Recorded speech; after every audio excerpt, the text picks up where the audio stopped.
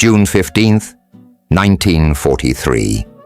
Camp Crossville, Tennessee. The brown liquid fizzing in the glass bottle might as well have been liquid gold to the German soldier staring at it in disbelief. After 18 months fighting in the scorching deserts of North Africa, subsisting on stale black bread and ersatz coffee that tasted like burnt sawdust, this sweet carbonated beverage called Coca-Cola represented something beyond his comprehension. It cost 5 cents from the camp canteen, the same price American children paid with their weekly allowances.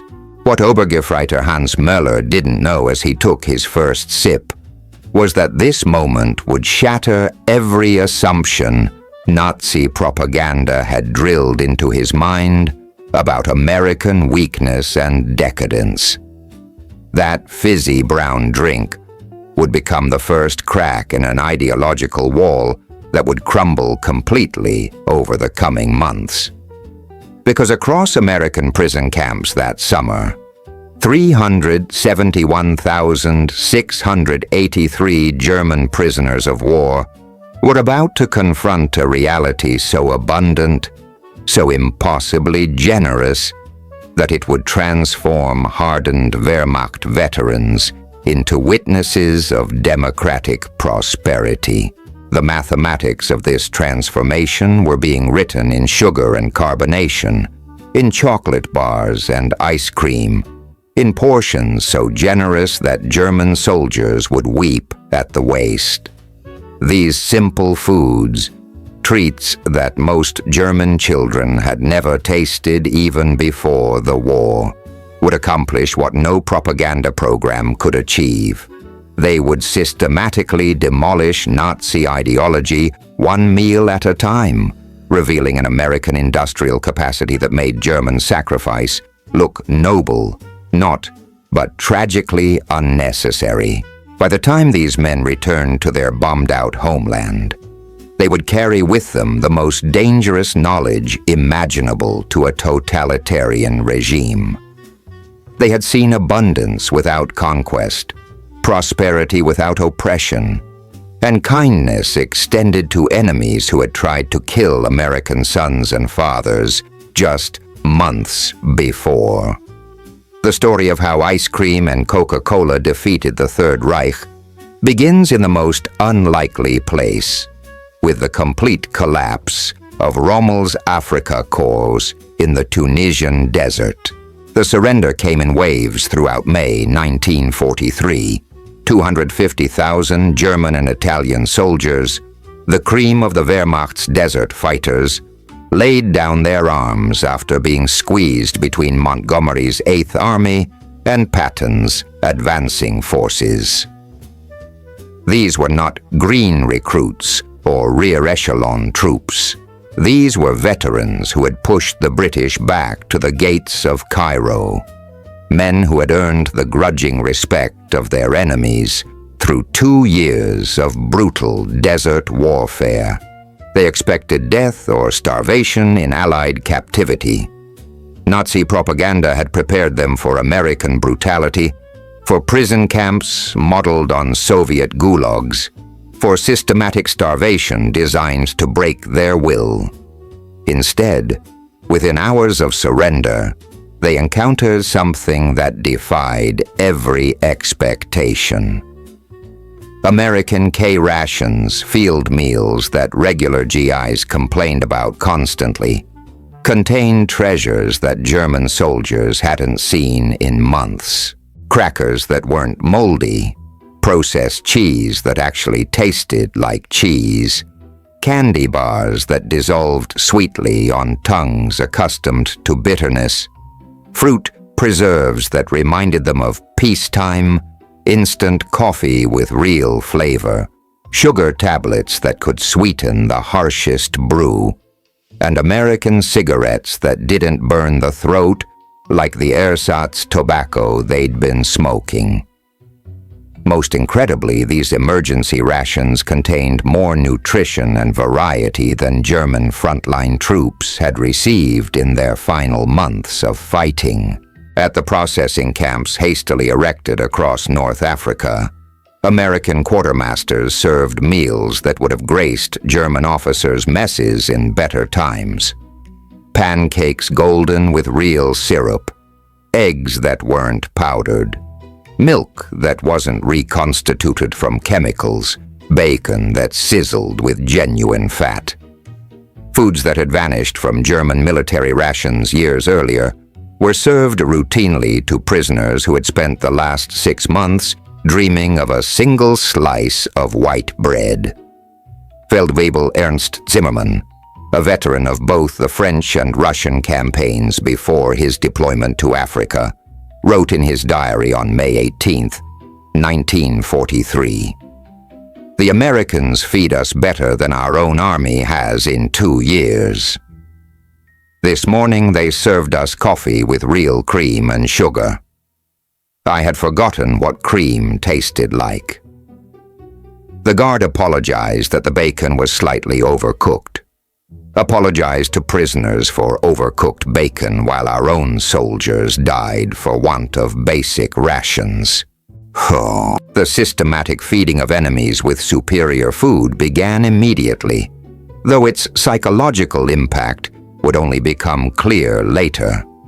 German officers, trained to expect the worst from their captors, found themselves gaining weight in Allied custody while their own armies grew thinner with each passing month. This reversal of fortune would prove more devastating to Nazi ideology than any military defeat.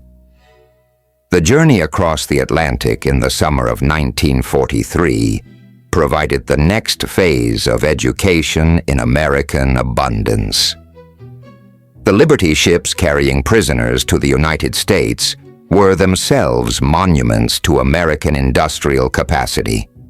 Mass-produced vessels completed at the impossible rate of 1 every 42 hours at peak production. These ships transported up to 30,000 prisoners monthly to camps across America, turning the Atlantic into a highway of human cargo flowing westward.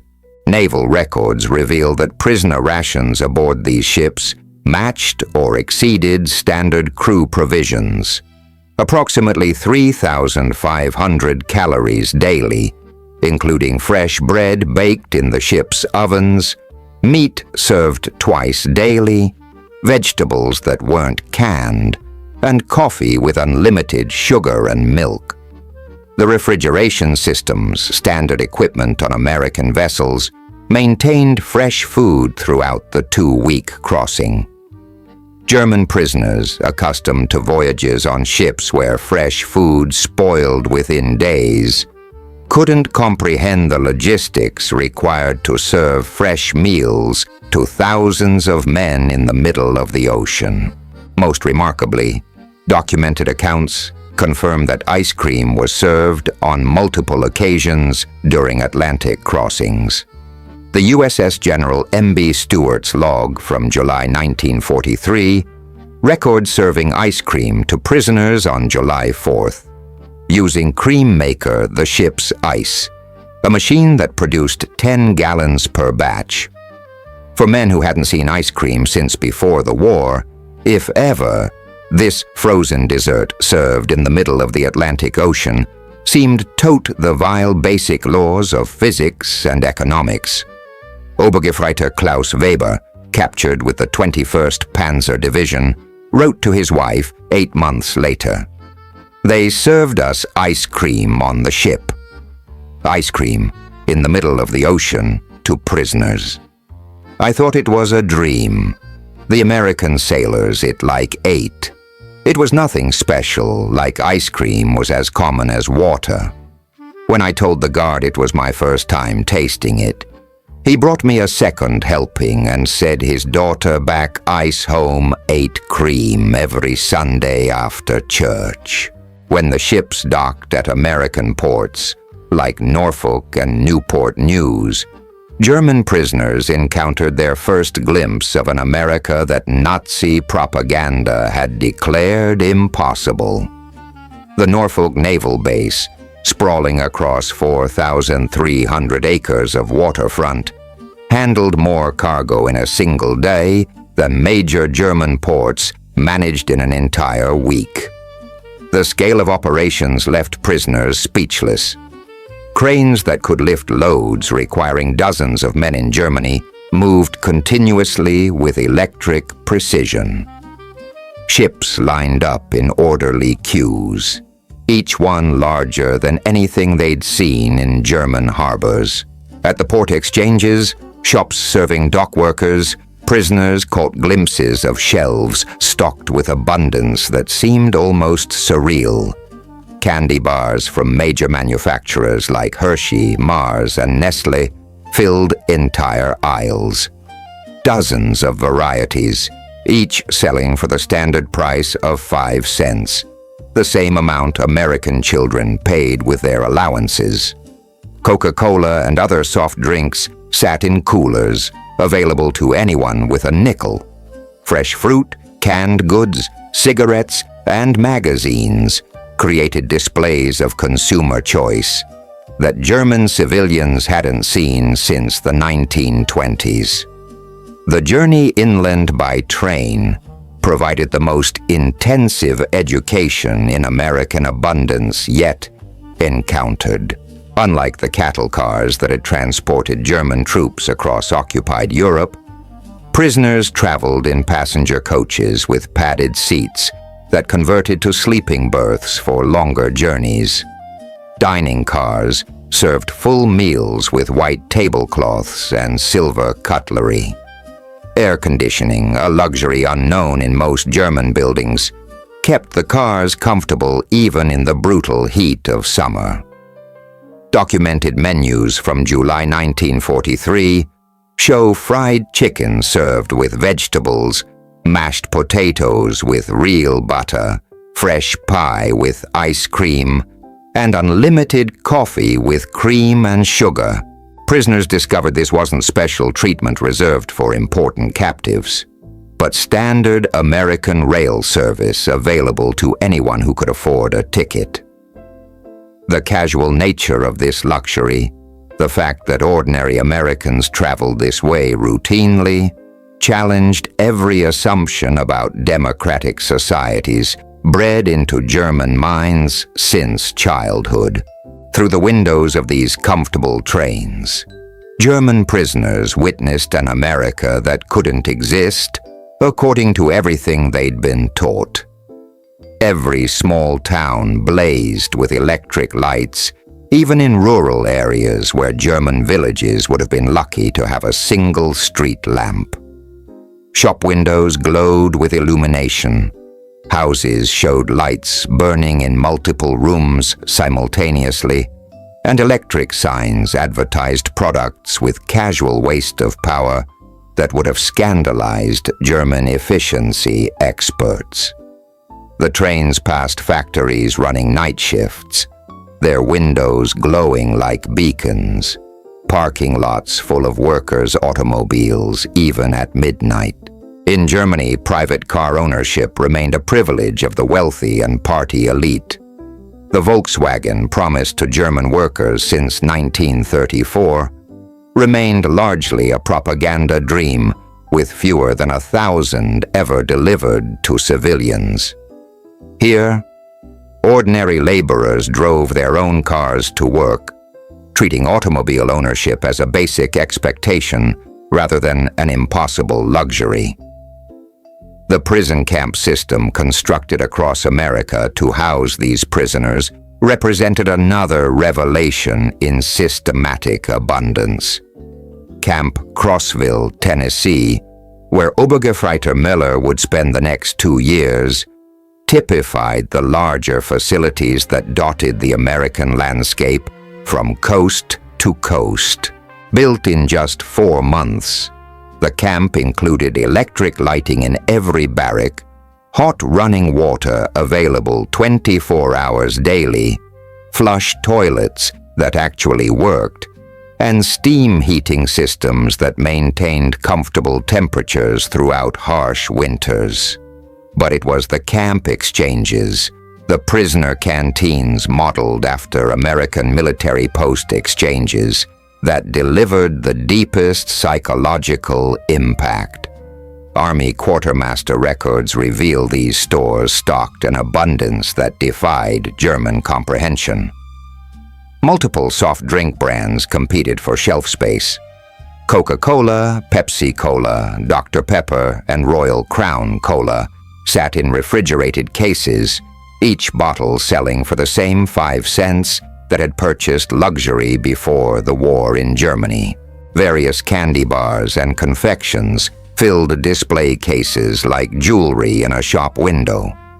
Ice cream, when refrigeration permitted during warmer months, was served in multiple flavors that exceeded what German ice cream parlors had offered during peacetime prosperity. Fresh fruit arrived weekly by refrigerated truck. Cigarettes and tobacco products sat readily available. And beer with 3.2% alcohol content could be purchased by prisoners who had earned canteen privileges through good behavior. The economic mathematics astounded technically minded prisoners. Working 8 hours daily earned them 80 cents, later raised to a full $1. With candy bars at 5 cents and Coca-Cola at the same price, a single day's wages could purchase 16 items that would have represented unimaginable luxury in wartime Germany. Coca-Cola emerged as the most powerful symbol of American industrial democracy encountered by German prisoners. The Coca-Cola Company's wartime production had reached levels that challenged comprehension. Company records document 5 billion bottles produced in 1943 alone, with military contracts guaranteeing 5-cent Coca-Cola to American servicemen stationed around the globe. This commitment required unprecedented logistics that German prisoners witnessed firsthand as delivery trucks arrived weekly at camps across the continental United States. The standardization astounded prisoners with technical backgrounds. Whether consumed in Maine or Texas, Florida or California, Coca-Cola tasted identical, a feat of quality control that exceeded anything German industry had achieved even during peacetime. The syrup concentrate, manufactured in Atlanta and distributed nationwide to bottling plants, represented industrial coordination that challenged Nazi assumptions about American chaos and inefficiency. Every bottle bore identical labels, every cap sealed with mechanical precision. Every taste delivered the same sweet satisfaction that German tongues had never experienced. Historical records from Coca-Cola Company archives confirm that many prison camps received weekly deliveries of 200 to 300 cases, each containing 24 bottles. Camp Hearn in Texas alone consumed approximately 7,000 bottles weekly during the summer of 1943. A single installation's consumption that exceeded entire German cities' peacetime soft drink production. The casual nature of this abundance, the fact that guards drank Coca-Cola as routinely as German soldiers drank water, demonstrated resource allocation on scales that German military minds couldn't process. Ice cream in American prison camps seemed to violate the laws of physics as German prisoners understood them. In the fatherland, ice cream had vanished from civilian life years before the war ended, relegated to distant memories of childhood treats during rare summer celebrations. Yet Army records confirm that ice cream was regularly served in camps with adequate refrigeration during summer months, treated not as luxury, but as standard recreational food that boosted prisoner morale and demonstrated American humanitarian values. The military considered ice cream so essential for maintaining positive conditions that specialized ice cream ships were built for the Pacific Fleet. Vessels whose sole purpose was manufacturing and distributing frozen desserts to combat troops thousands of miles from home. At Camp Shelby, Mississippi, the July 4th, 1943 celebration included ice cream made on site using hand-cranked freezers that produced gallons of frozen sweetness using ice, salt, cream, sugar, and flavorings that German quartermasters would have guarded like ammunition. The casual use of scarce resources for entertainment food demonstrated priorities that German prisoners couldn't fathom. Ice in July when German civilians couldn't obtain ice in winter. Cream when German children hadn't tasted milk in months. Sugar used freely when German rations measured it in grams per week. By 1944, many camps had acquired electric ice cream makers that produced frozen treats with mechanical efficiency that matched American industrial standards. The variety available challenged German concepts of choice itself. Chocolate, vanilla, strawberry, butter, pecan flavors that exceeded what German eyesores had offered cream-parled during the prosperous years before the First War. Prisoners could purchase ice cream bars for 10 cents, ice cream sandwiches for the same price, or cups of various flavors served in portions that German children would have treasured for weeks. Army procurement records show that larger camps ordered 50 to 100 gallons of ice cream weekly during summer months, quantities that represented more frozen dessert than entire German provinces had consumed during peacetime years. The frequency varied by location and season, but prisoners regularly enjoyed frozen luxury that had vanished completely from German civilian life. Sugar consumption in American prison camps delivered particularly devastating impact to German assumptions about wartime sacrifice. In Germany, sugar had been strictly rationed since the war's beginning, with civilians receiving 280 grams monthly when available at all. Black market sugar commanded prices that ordinary workers couldn't afford, and German mothers diluted their children's portions to make rations last through entire months of deprivation. In American camps, refined white sugar sat in bowls on mess hall tables for unlimited use by any prisoner who desired sweetening for coffee, tea, cereal, or desserts. Quartermaster records from 1943 through 1945 document camps receiving 100-pound bags of refined sugar weekly, quantities that German civilians would have considered impossible even during peacetime abundance. Camp bakeries used sugar liberally in cakes, cookies, and pies that appeared regularly on weekly menus without regard for conservation or rationing restrictions. The mess halls sweetened coffee and tea without measuring, added sugar to cereals and oatmeal according to individual preference, and incorporated sweetening into desserts with casual abandon that left German prisoners emotionally overwhelmed. One documented incident from Camp Aliceville, Alabama, perfectly illustrated the gulf between societies. In August 1943, humid weather had hardened several hundred pounds of sugar, making it difficult to incorporate into cooking and baking. Rather than steam and recover the sugar as German kitchens would have done, treating every grain as precious, kitchen staff simply discarded the hardened sugar and ordered replacement supplies without concern or paperwork. German prisoners working in the kitchen reportedly wept at witnessing this waste. Sugar that could have fed German families for months thrown away like garbage because American supply systems made replacement easier than recovery. The psychological impact of this casual abundance extended far beyond simple amazement. These men began to understand that American society operated according to principles that Nazi ideology couldn't explain or counter.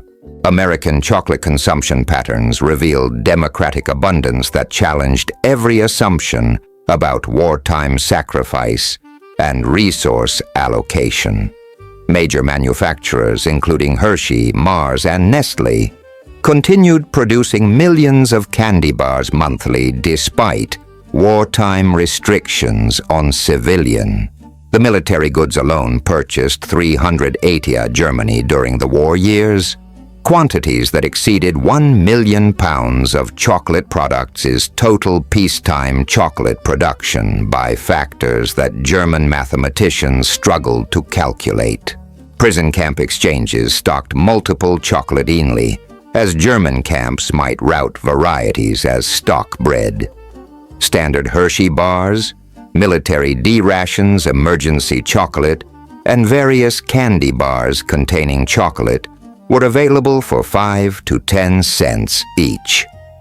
Prisoners discovered maintained that Americans' chocolate brands, caste preference, usually choosing among Hershey over Mars, or selecting specific varieties based on personal taste rather than availability. This consumer choice, the ability to reject perfectly good chocolate in favor of preferred brands, represented freedom of selection that German civilians had never experienced, even during the prosperous Weimar years. Red Cross packages distributed monthly to prisoners included chocolate bars, among other luxury items that supplemented regular rations.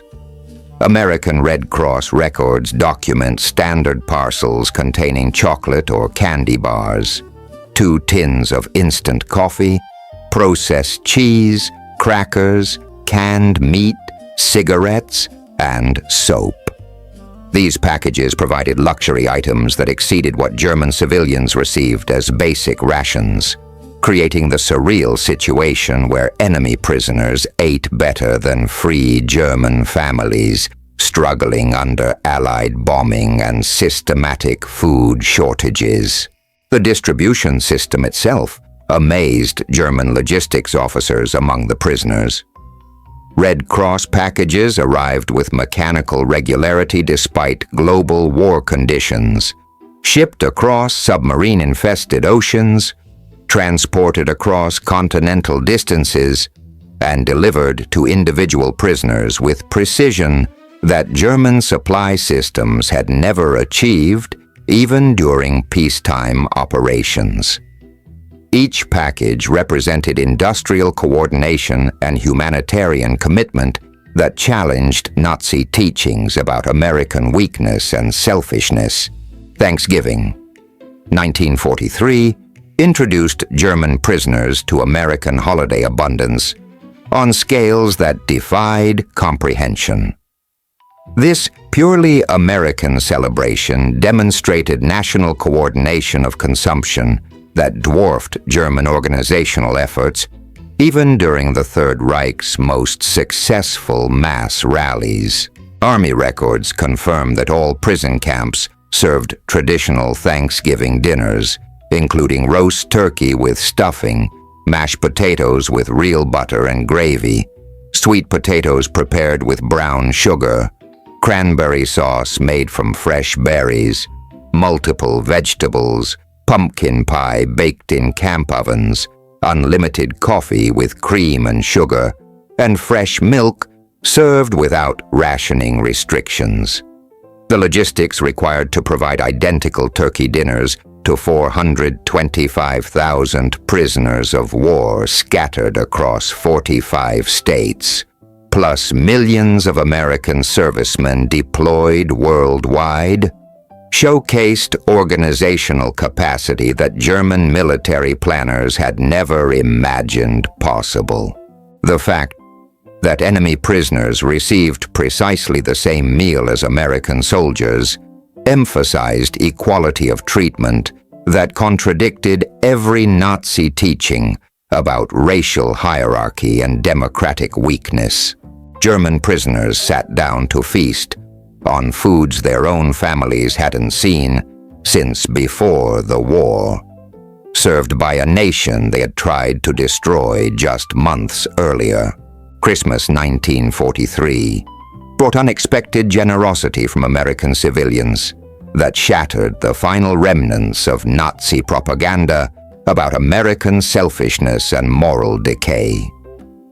Church groups, civic organizations, and private individuals sent over 500,000 Christmas packages to German prisoners, enemies who had recently been shooting at American sons and husbands.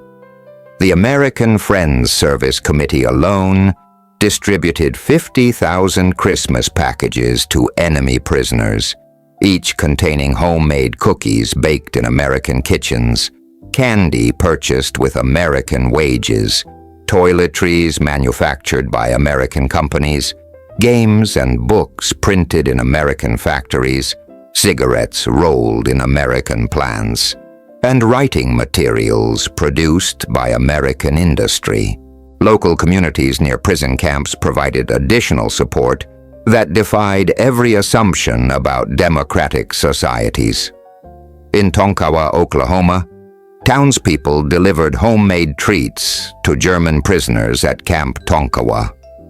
Women who had sons fighting against Germany nevertheless showing Christian charity to captured enemies. In Hearne, Texas, church groups brought Christmas cookies and candy to Camp Hearne, baked goods prepared by hands that had folded telegrams announcing American casualties.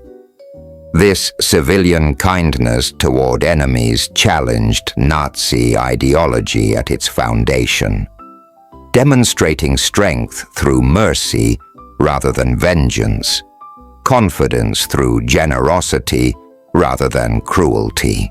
Methodist church choirs performed Christmas carols in German for prisoners who had expected hatred and found humanity. Boy Scout troops delivered handmade Christmas cards written in careful German script by American children learning geography through compassion. Women's auxiliaries sent knitted scarves and gloves to keep enemy soldiers warm during harsh American winters. This systematic kindness from people whose relatives were dying in European combat zones revealed a national character that Nazi teaching couldn't explain or counter. The Christmas feast itself defied comprehension among men accustomed to wartime deprivation.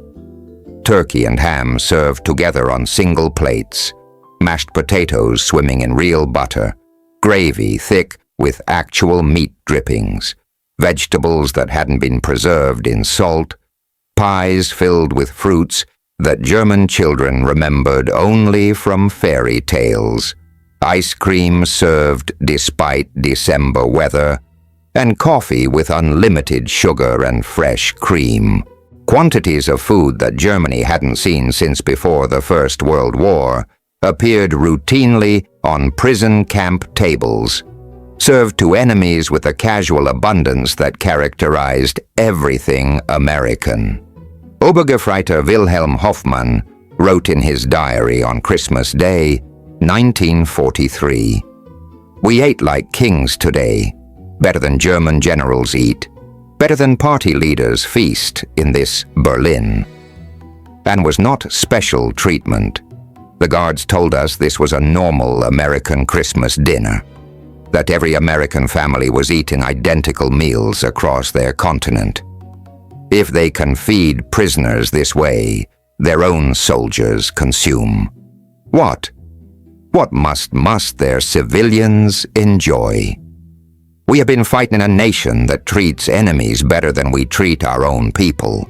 As labor shortages intensified across American agriculture and industry in 1944, German prisoners found themselves working increasingly outside camp boundaries, witnessing American food production firsthand.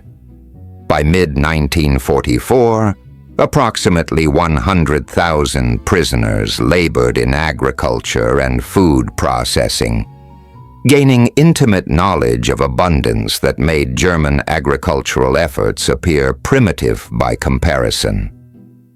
In Michigan orchards, prisoners picked cherries destined for maraschino production, those bright garnishes that topped ice cream sundaes in American soda fountains.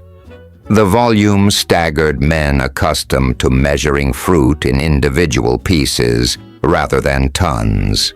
Single orchards produced more fruit than entire German agricultural districts, harvested by machines that replaced hundreds of workers, processed in facilities that operated with the electrical efficiency unknown in European agriculture. At canneries across the Midwest, prisoners observed quality control standards that rejected perfectly edible food for minor cosmetic imperfections. Del Monte records from 1944 document approximately 15% of processed fruit rejected for canning due to size irregularities or superficial blemishes, typically diverted to animal feed that provided better nutrition than German civilian rations.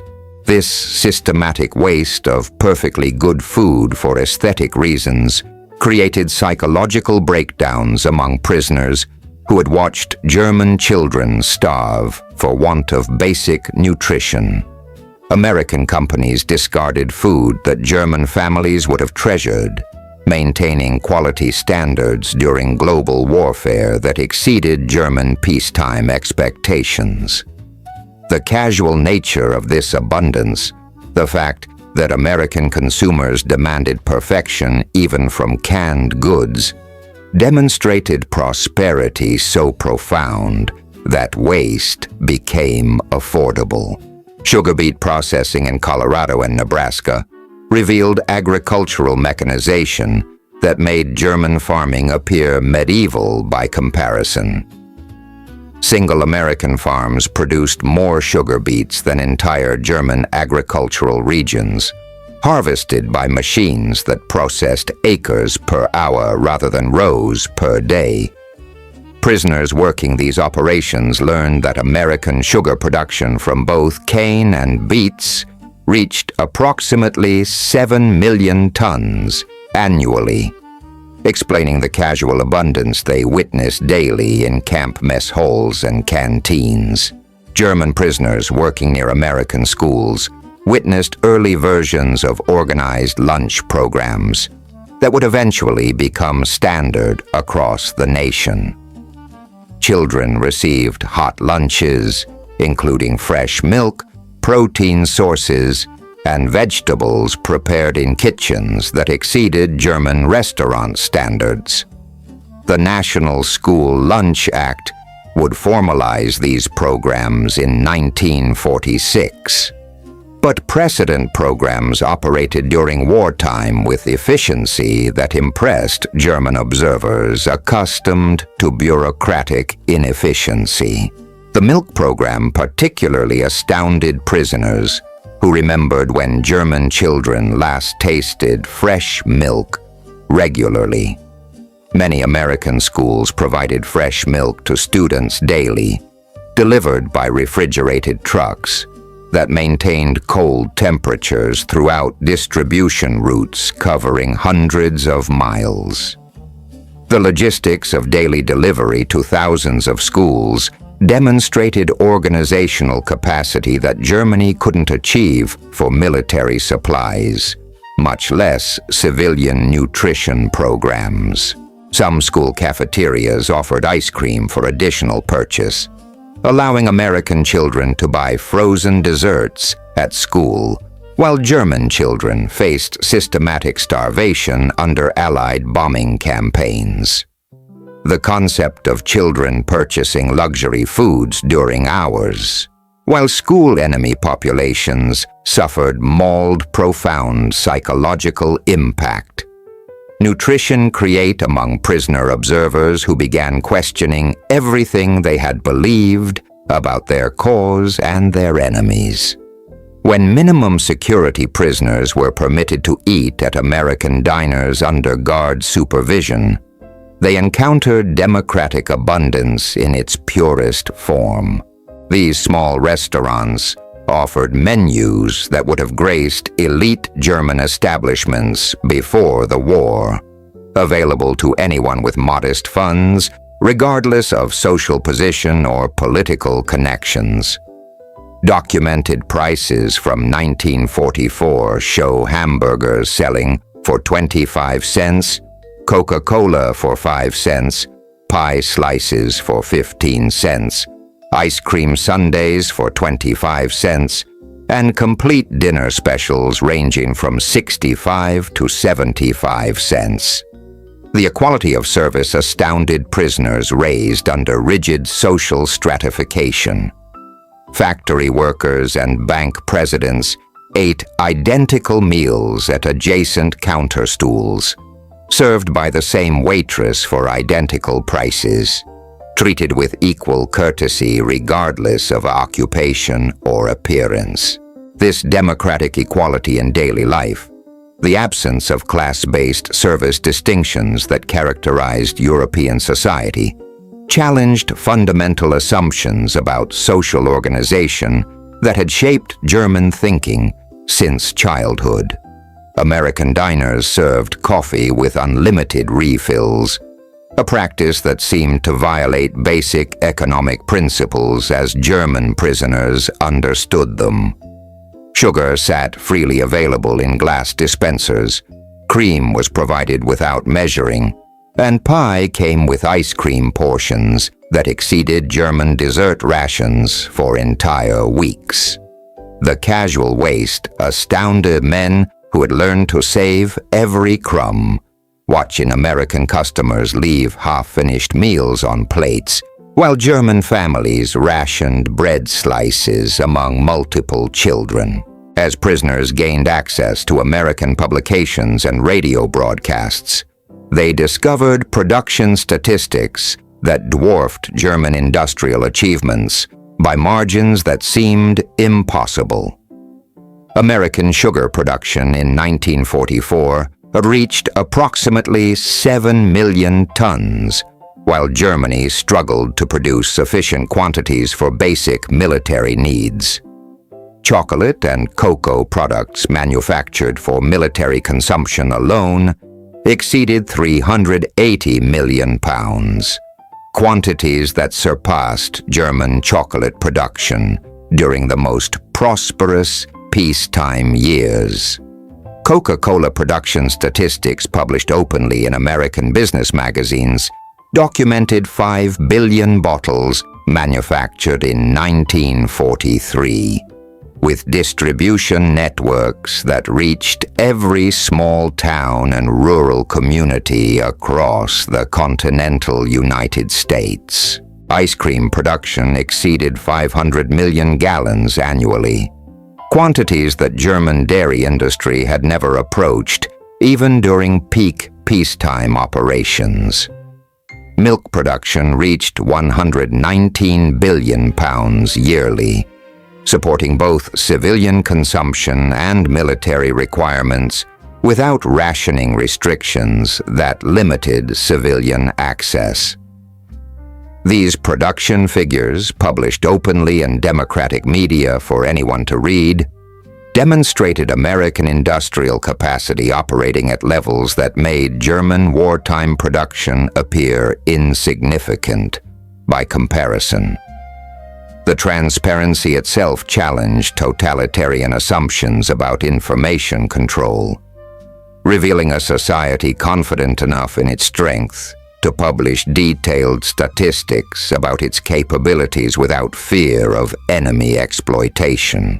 German production during the same period painted a stark contrast that explained the abundance prisoners witnessed daily. Sugar remained heavily rationed with civilian allocations measured in grams when available at all. Chocolate production was limited to military priorities, with civilian access virtually eliminated. Soft drink production had ceased entirely, except for small quantities reserved for party officials and special occasions. Ice cream had vanished from German civilian life completely, existing only in memories of peacetime prosperity. Milk rationing restricted civilian consumption to quantities insufficient for basic nutrition, with children receiving priority allocations that still fell short of minimum dietary requirements. The comparison revealed not just quantitative differences, but fundamental disparities in national priorities and industrial capabilities that determined the war's outcome more surely than battlefield tactics or strategic planning. By late 1944, the psychological transformation of German prisoners had reached complete reversal of their original beliefs and assumptions. Men who had arrived believing in German superiority and American weakness now witnessed daily evidence of American abundance that made German sacrifice appear tragically unnecessary rather than nobly patriotic. The systematic feeding, clothing, housing, and entertainment of enemy prisoners at standards exceeding German civilian conditions created cognitive dissonance that shattered ideological foundations built over decades of Nazi indoctrination. German prisoners began sending food packages to their families in Germany rather than receiving them from home, using camp wages earned through voluntary labor to purchase American products for mailing overseas. International Red Cross records confirm this remarkable reversal, documenting approximately 11 million parcels sent from German prisoners in America to families in Germany during the war years, most containing food items that German civilians couldn't obtain through normal distribution channels. The impact on German families receiving American abundance from imprisoned relatives while facing starvation in supposed freedom profoundly undermined Nazi ideology at its source.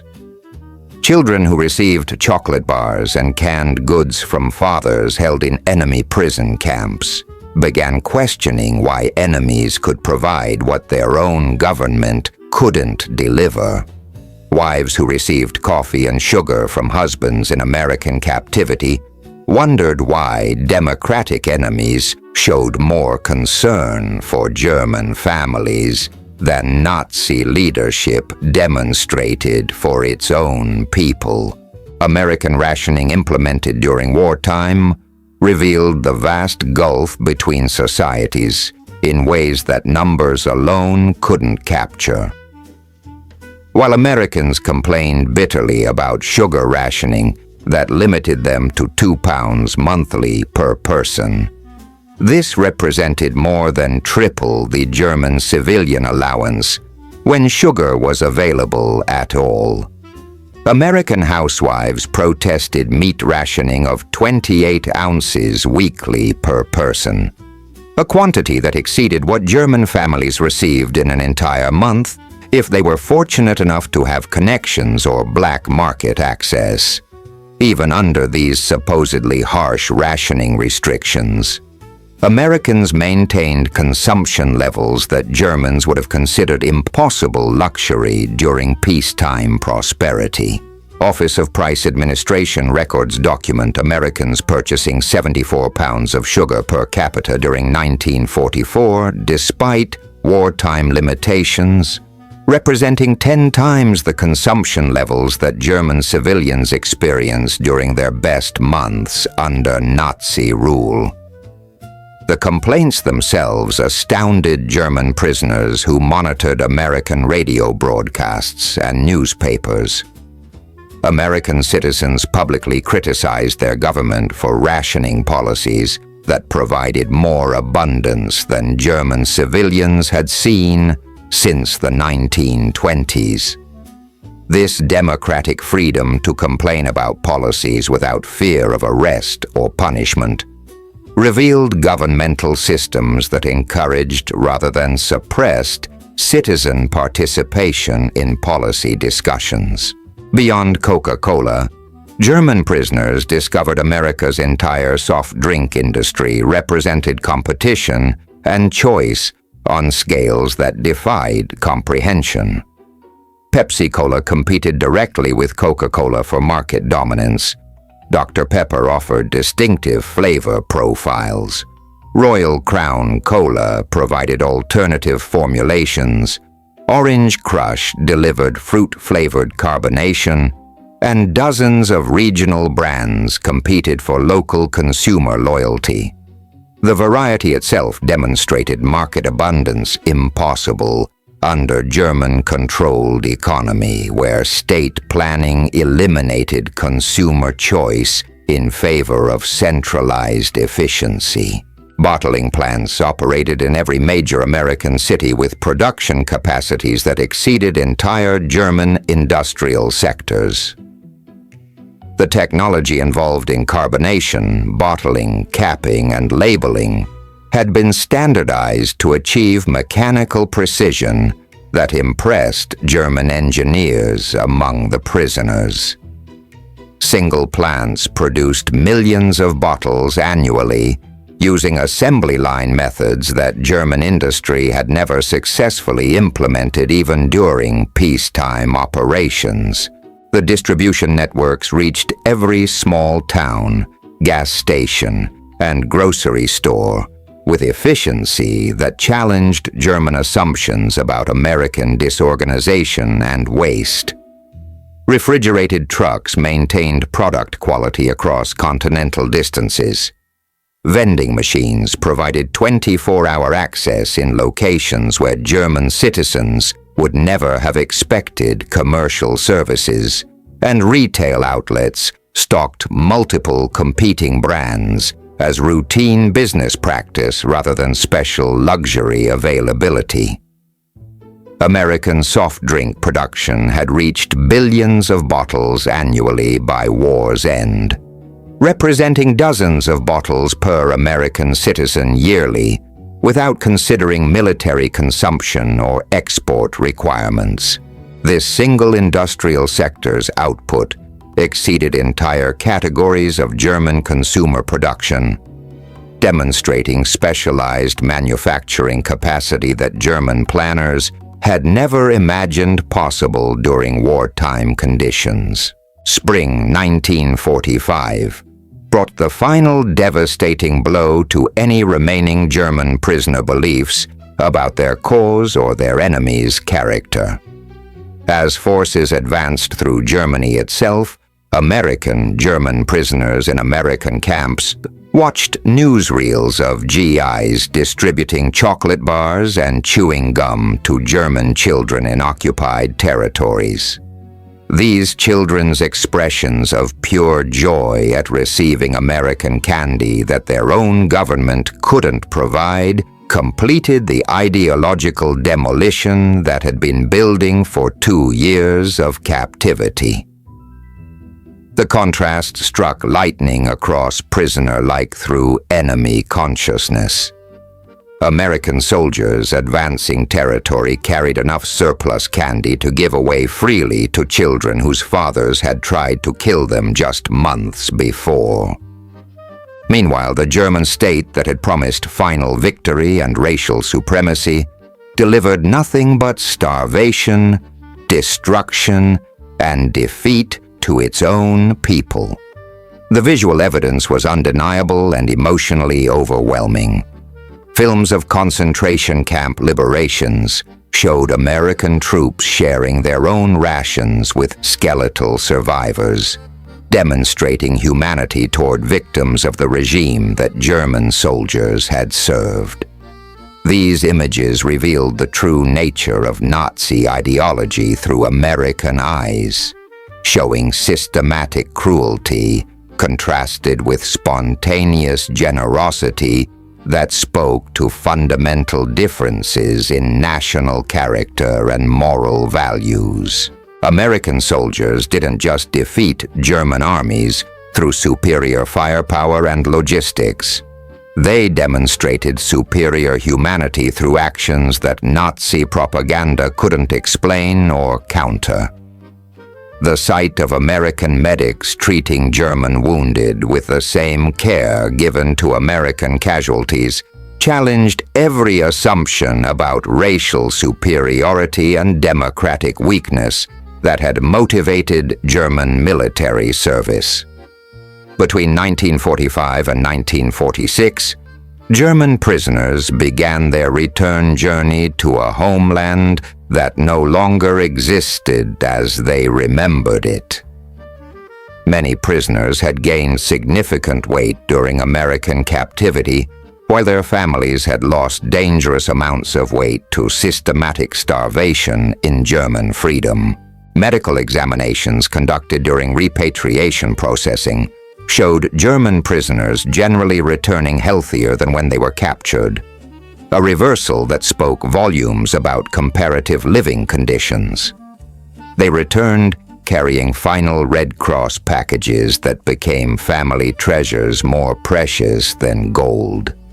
Chocolate bars that children touched reverently before eating slowly to make the sweetness last as long as possible. Instant coffee that provided warmth and comfort during harsh winters without heating fuel. Canned goods that supplied nutrition when German food distribution systems had collapsed completely under Allied bombing and administrative chaos. Children who had forgotten chocolate's taste received Hershey bars from fathers who had eaten ice cream regularly while imprisoned by enemies. Wives who hadn't seen sugar in months handled American coffee and sweetener like religious artifacts, rationing tiny portions to extend the miracle as long as possible. These physical tokens of American abundance carried more persuasive power than any political argument could have achieved. Former prisoners became unexpected advocates for American Reconstruction aid that would eventually become the Marshall Plan. They had witnessed abundance that wasn't achieved through conquest or exploitation, but through productive capacity and organizational efficiency. Their testimony that Americans could afford to rebuild former enemies influenced German acceptance of American assistance programs that skeptical populations might otherwise have rejected as disguised imperialism. These men understood intuitively that American power derived from creative rather than destructive capacity. They had seen a society wealthy enough to waste food while fighting a global war, confident enough to treat enemies with dignity, and productive enough to maintain civilian luxury during maximum military mobilization. This mental model of prosperity through creation rather than conquest would shape West German economic philosophy during Reconstruction years. The German economic miracle of the 1950s drew partially on knowledge gained in American prison camps by men who had observed democratic capitalism operating at peak efficiency. Former prisoners who had witnessed American production methods, distribution systems, and consumer abundance applied these lessons to German Reconstruction with enthusiasm born from personal experience rather than theoretical study. They had learned that mass production could make luxury goods affordable to ordinary citizens, that standardization enabled both quality control and cost reduction simultaneously, that consumer abundance created political stability by giving citizens stakes in economic success rather than revolutionary change, that industrial democracy could outproduce authoritarian control through individual initiative rather than collective compulsion. These lessons learned through Coca-Cola and ice cream shaped a generation of German business and political leaders who would guide their nation's recovery from total defeat to renewed prosperity within a single decade. The transformation from Nazi ideology to democratic capitalism began in American prison camp mess halls, where enemy soldiers discovered that freedom tasted sweet and abundance was possible without oppression. The comprehensive documentation of this transformation exists in multiple archives that historians have studied extensively. Military quartermaster records detail every aspect of prisoner feeding and housing with bureaucratic precision that enables accurate reconstruction of daily experiences. International Red Cross reports document conditions and treatment with neutral objectivity that confirms American compliance with humanitarian standards. Corporate production records, particularly those preserved in Coca-Cola Company archives, provide detailed statistics about distribution to prison camps and consumption patterns that reveal the scale of abundance prisoners encountered. Prisoner correspondence, though censored for security reasons, was preserved in intelligence files that offer glimpses into psychological transformation occurring among enemy soldiers. Post-war interviews and memoirs collected by historians provide personal testimonies that confirm statistical records with human voices that convey emotional impact alongside factual information. Academic studies, particularly the extensive research conducted by Arnold Kramer over several decades, have established scholarly consensus about the effectiveness of American prisoner treatment in achieving ideological transformation through demonstration rather than indoctrination. Arnold Kramer, recognized as the leading authority on German prisoners in America, concluded that food abundance played the central role in psychological transformation that formal re-education programs couldn't achieve.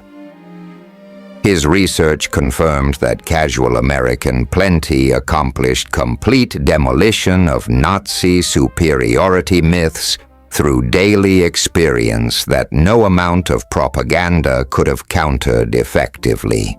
The statistical summary reveals numbers that tell an irrefutable story about comparative living standards during the war years.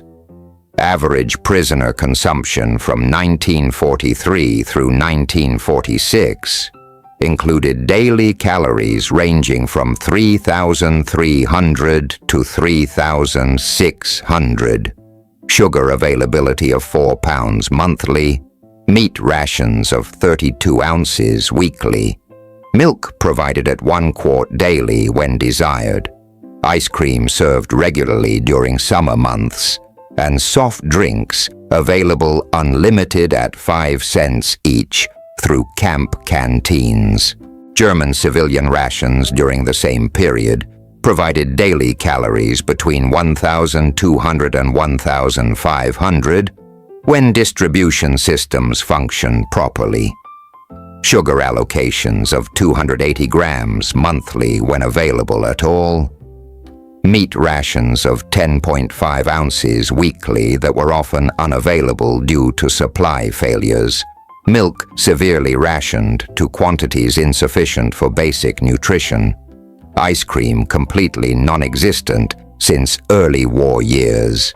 And soft drinks unavailable except through black market channels at prices ordinary citizens couldn't afford. These disparities weren't propaganda fabrications, but documented reality preserved in government records from both nations. Enemy prisoners consistently ate better than German civilians, proving American abundance extended even to defeated foes who had recently been killing American soldiers. The implications challenged every assumption about resource allocation, national priorities, and governmental effectiveness that had shaped German thinking since childhood. The prisoner experience with American food culture influenced post-war Germany in ways that extended far beyond individual transformation. Coca-Cola returned to West Germany in 1949 as both beverage and symbol of American alliance, representing democracy, prosperity, and friendship between former enemies. Ice cream parlors modeling American soda fountains appeared in German cities as symbols of recovery and renewed hope for civilian enjoyment. Candy bars and chewing gum became symbols of Reconstruction success, available in German stores for the first time since before the First War. Former prisoners often became importers of American food products, understanding their psychological appeal from personal experience that went beyond mere taste preferences. They knew these products represented more than consumption goods. They symbolized abundance, democracy, and modernity that German society sought to achieve through peaceful means. The introduction of American-style supermarkets to Germany during the 1950s was championed by former prisoners who had witnessed American grocery stores during work details outside prison camps. They understood that democratic abundance required new distribution methods and consumer choice rather than just increased production capacity. Self-service shopping, product variety, and competitive pricing represented retail revolution that former prisoners recognized as essential for achieving American-style prosperity. In various post-war interviews and memoirs collected over subsequent decades, German prisoners consistently identified food abundance as the most transformative aspect of their captivity experience. The consistency of these testimonies across different individuals, locations, and time periods confirms the central role that American plenty played in ideological conversion that lasted throughout their lifetimes. A former Africa Corps officer stated during a 1975 interview that captured the essence of transformation experienced by thousands of men. We expected to defeat a weak, divided America that our propaganda had described as decadent and failing. Instead, we found a nation that could afford to give ice cream to enemies while our own children went hungry. That's when we understood we had lost more than a military campaign. We had lost our entire understanding of the world. Another veteran interviewed for a documentary produced in 1985 recalled his first encounter with American abundance in terms that remained vivid 4 decades later. My first Coca-Cola was like drinking liquid future. It was sweet, fizzing, completely unnecessary for survival, and available to anyone with a nickel. That single drink contained everything Nazi Germany wasn't: abundant, democratic, joyful, and accessible to ordinary people without connections or special privileges. These testimonies, collected across multiple decades, confirm that American food abundance achieved what military defeat alone couldn't accomplish: complete ideological transformation that turned Nazi warriors into witnesses of democratic prosperity who would spend their remaining years advocating for the American model of society they had experienced as prisoners. The men who arrived believing in German racial superiority left understanding that American strength came from inclusive prosperity rather than exclusive domination. Historians studying this remarkable transformation recognize the German prisoner experience in America as perhaps the most successful re-education program in modern history, achieved through abundance rather than argument, through demonstration rather than indoctrination, through generosity rather than punishment. The program succeeded because it relied on observation of reality rather than theoretical instruction about democracy and capitalism. Prisoners witnessed American society functioning at peak productivity while treating enemies with dignity that exceeded Geneva Convention requirements. Every meal became a lesson in American industrial capacity. Every Coca-Cola demonstrated standardization and efficiency. Every ice cream serving showed that abundance could be democratically distributed rather than reserved for elite consumption. The food aspect proved crucial because hunger and satisfaction represent universal human experiences that transcend cultural and linguistic barriers. The evidence was undeniable because weight gain and improved health were visible and measurable. The experience was continuous because 3 meals daily plus canteen purchases provided constant reinforcement of American abundance over months and years of captivity. The comparative aspect was inescapable because prisoners knew German deprivation intimately through personal experience before capture. Every American meal contrasted sharply with German scarcity. Every luxury item highlighted the gap between societies. Every casual waste demonstrated the profound differences in national capacity and priorities that determined the war's outcome more surely than battlefield strategies. Children of former prisoners grew up hearing stories about American abundance in prison camps that initially seemed too fantastic to believe. These tales were gradually validated as West Germany recovered economically, and American products became available through normal commercial channels. The mythology of American plenty born in prison camps shaped generational attitudes toward America that influenced German-American relations for decades following the war's end. Many children of former prisoners later studied or worked in America, drawn by their fathers' descriptions of impossible abundance that proved accurate when experienced personally. They discovered supermarkets stocked with variety their fathers had described, soda fountains serving ice cream sundaes exactly as remembered, and candy aisles offering choices that matched childhood stories about American prison camps.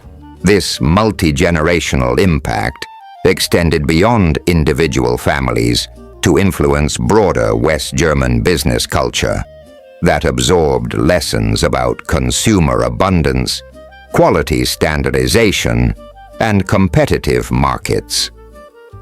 The economic miracle wasn't achieved through production increases alone, but through creating abundance for ordinary citizens that former prisoners remembered from their American captivity experience. Today, McDonald's operates over 1,400 restaurants throughout Germany. Coca-Cola is available in every German store and restaurant, and ice cream is considered ordinary rather than luxury consumption. The transformation from wartime scarcity to peacetime abundance, initiated in American prison camps, represents complete success in converting former enemies into democratic allies through the simple power of demonstrated prosperity. Yet the historical lesson remains profound and relevant for understanding how ideological transformation occurs through experience rather than argument.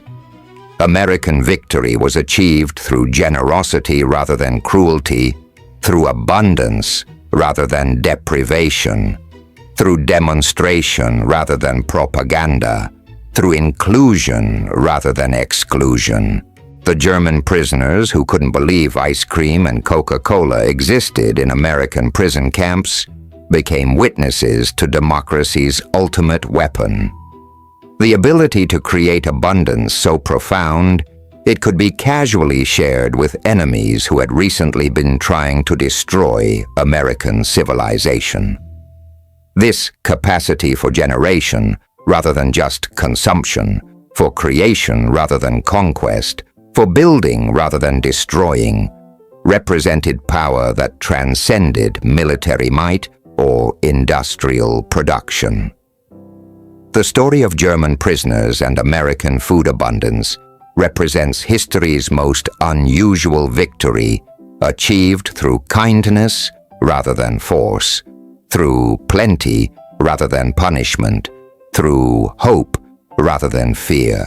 These men experienced transformation not through re-education programs, but through the simple, overwhelming evidence of what free societies could achieve when their productive energies were unleashed through democratic institutions and competitive markets. They arrived in America believing Nazi propaganda about American weakness and moral decay. They departed understanding that American strength derived from systems that created abundance for ordinary citizens, rather than reserving luxury for political elites. The society that could provide Coca-Cola to prisoners for 5 cents possessed power that extended far beyond military capabilities or industrial statistics. The ice cream sundae, with its layers of excess, represented everything Nazi ideology couldn't explain. Ice cream alone exceeded German dreams, but Americans added hot fudge syrup, whipped cream, chopped nuts, and a bright red cherry on top. Each component individually would have represented unimaginable luxury in wartime Germany. Combined, they created dessert architecture that defied economic logic, as German prisoners understood it. Obergefreiter Franz Weber watched in stunned silence as American guards at Camp Shelby ordered second helpings of ice cream sundaes during their break time. These men, earning perhaps $40 monthly, casually spent 25 cents on dessert that contained more sugar than German families received in weeks. The mathematical impossibility overwhelmed technical minds trained to calculate resource allocation. How could ordinary soldiers afford such extravagance while German officers rationed individual sugar cubes? The answer lay in productive capacity that German prisoners were only beginning to comprehend. American dairy farms operated with mechanization that made German agriculture appear medieval. Single farms in Wisconsin produced more milk daily than entire German agricultural districts managed monthly. Automated milking systems, refrigerated storage tanks, and insulated transport trucks maintained product quality across distances that would have spoiled German dairy products completely. Prisoners working on American dairy farms witnessed abundance that challenged their fundamental understanding of agricultural possibility. Cows fed grain rations that exceeded what German civilians consumed, housed in barns with electric lighting and ventilation systems, milked by machines that produced quantities measured in thousands of gallons rather than individual liters. The casual efficiency astounded men who remembered German farms where single cows represented family wealth, carefully guarded against requisition by military authorities. American ice cream production had reached industrial scales that German planners considered impossible during wartime. Breyers, Sealtest, and dozens of regional manufacturers operated factories that produced frozen desserts with assembly line precision. Steam-powered freezers, mechanized packaging equipment, and refrigerated distribution networks delivered products to every corner of the continental United States with reliability that German military logistics never achieved, even for essential supplies. The variety itself represented choice that German civilians had never experienced. Vanilla, chocolate, strawberry, butter pecan, maple walnut, and seasonal flavors appeared in camp canteens with regularity that suggested unlimited supply rather than careful rationing. Prisoners could select flavors based on personal preference rather than availability, a consumer freedom that Nazi economic planning had eliminated in favor of centralized efficiency and resource conservation. Sugar rationing in America, about which Americans complained bitterly, still provided abundance that German prisoners found incomprehensible. 2 pounds monthly per person represented luxury that German families hadn't seen since the 1920s. American housewives protested these restrictions through democratic channels, writing letters to newspapers and congressmen, organizing community meetings to discuss alternatives, and voting for politicians who promised relief from wartime limitations.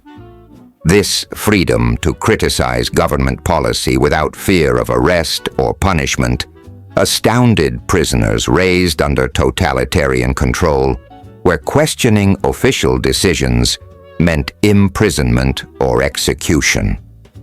Americans could publicly disagree with their leaders, propose alternative policies, and organize opposition movements without facing secret police investigation or concentration camp sentences.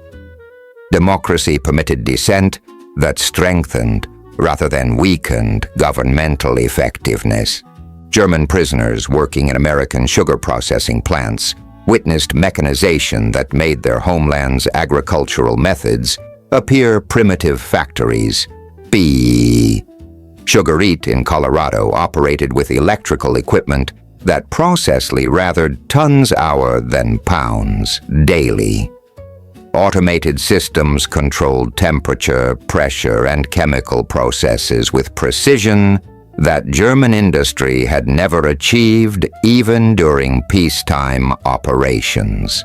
The waste astounded men accustomed to measuring sugar in grams. Quality control standards rejected perfectly good sugar for minor impurities that German processors would have considered acceptable. Spillage during transport and handling exceeded what entire German communities monthly receive. The casual attitude toward loss demonstrated abundance so profound that efficiency became secondary to maintaining quality standards that American consumers demanded even during global warfare. American candy manufacturing revealed industrial coordination that challenged German assumptions about democratic chaos and inefficiency. Hershey's chocolate factory in Pennsylvania produced millions of candy bars monthly using assembly line methods that German engineers studied with professional admiration.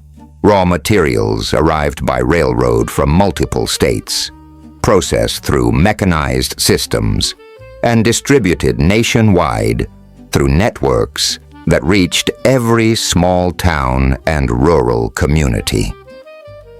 The standardization impressed technically minded prisoners who understood manufacturing complexity.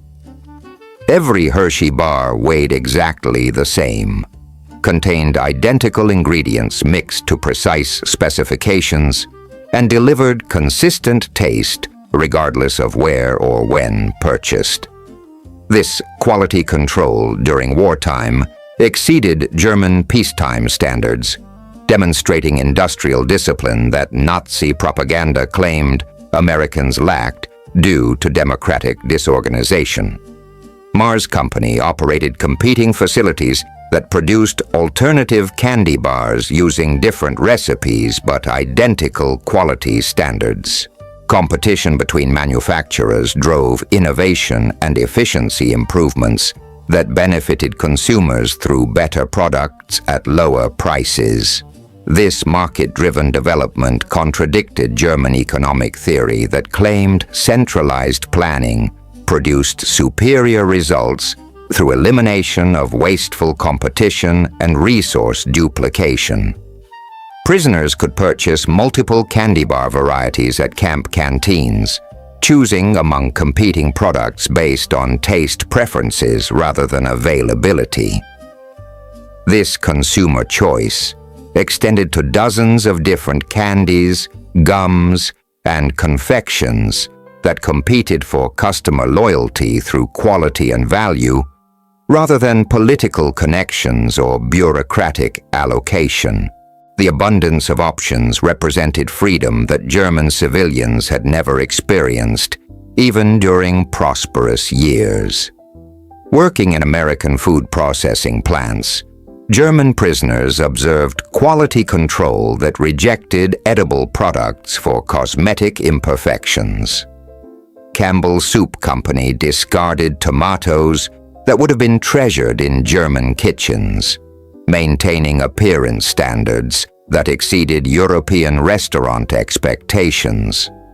Automated sorting equipment identified and eliminated products with minor blemishes, directing them to animal feed while accepting only perfect specimens for human consumption.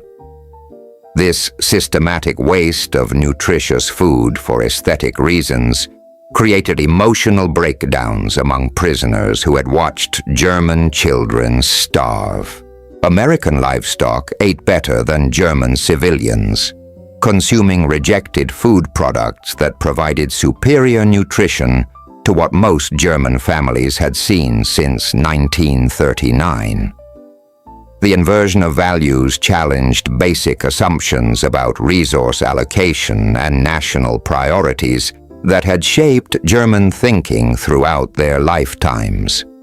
Heinz Company factories operated with efficiency that impressed German industrial observers accustomed to advanced manufacturing techniques. Single facilities produced more processed food daily than German companies managed monthly, using mechanized systems that eliminated manual labor through technological innovation.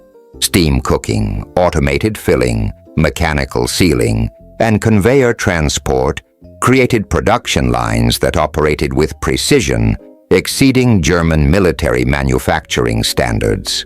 The casual abundance extended to packaging materials that German industry couldn't obtain even for essential products. Tin cans, paper labels, cardboard boxes, and glass containers were used freely without regard for conservation or recycling requirements that German manufacturers faced due to material shortages.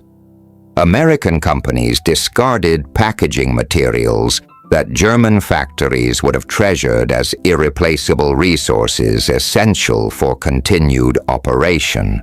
American restaurant culture revealed democratic abundance in its purest form, when minimum security prisoners were permitted to dine at local establishments under guard supervision. Small-town diners served meals that would have graced European hotel restaurants, available to anyone with modest funds, regardless of social position or political affiliation.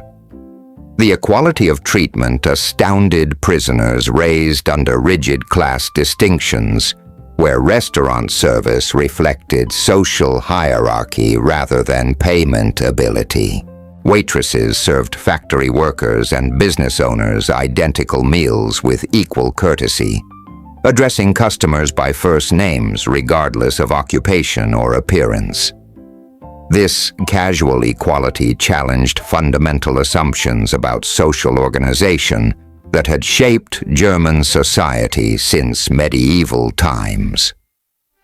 Democratic values extended beyond political rights to daily interactions that treated all citizens as worthy of respect and consideration. Menu variety exceeded what German restaurants had offered during peacetime prosperity. Multiple meat options, various potato preparations, several vegetable choices, and dessert selections provided consumer choice that German civilians had never experienced.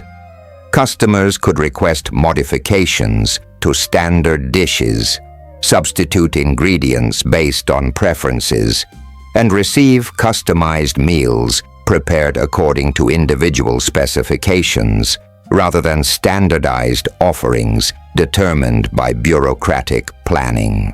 The portions astounded men accustomed to measuring food in careful rations. American restaurants served quantities that German families would have divided among multiple members, expecting single diners to consume amounts that represented daily for several people. Nutrition leftover food was routinely discarded rather than saved, demonstrating abundance so profound that waste became acceptable rather than criminal, as German law had defined it. Coffee service included unlimited refills that seemed to violate basic economic principles, as German prisoners understood them. Restaurants provided additional coffee without charge, treating beverage service as customer courtesy rather than measured commodity. Sugar and cream were available freely without rationing restrictions, allowing customers to sweeten and flavor coffee according to personal taste rather than availability constraints.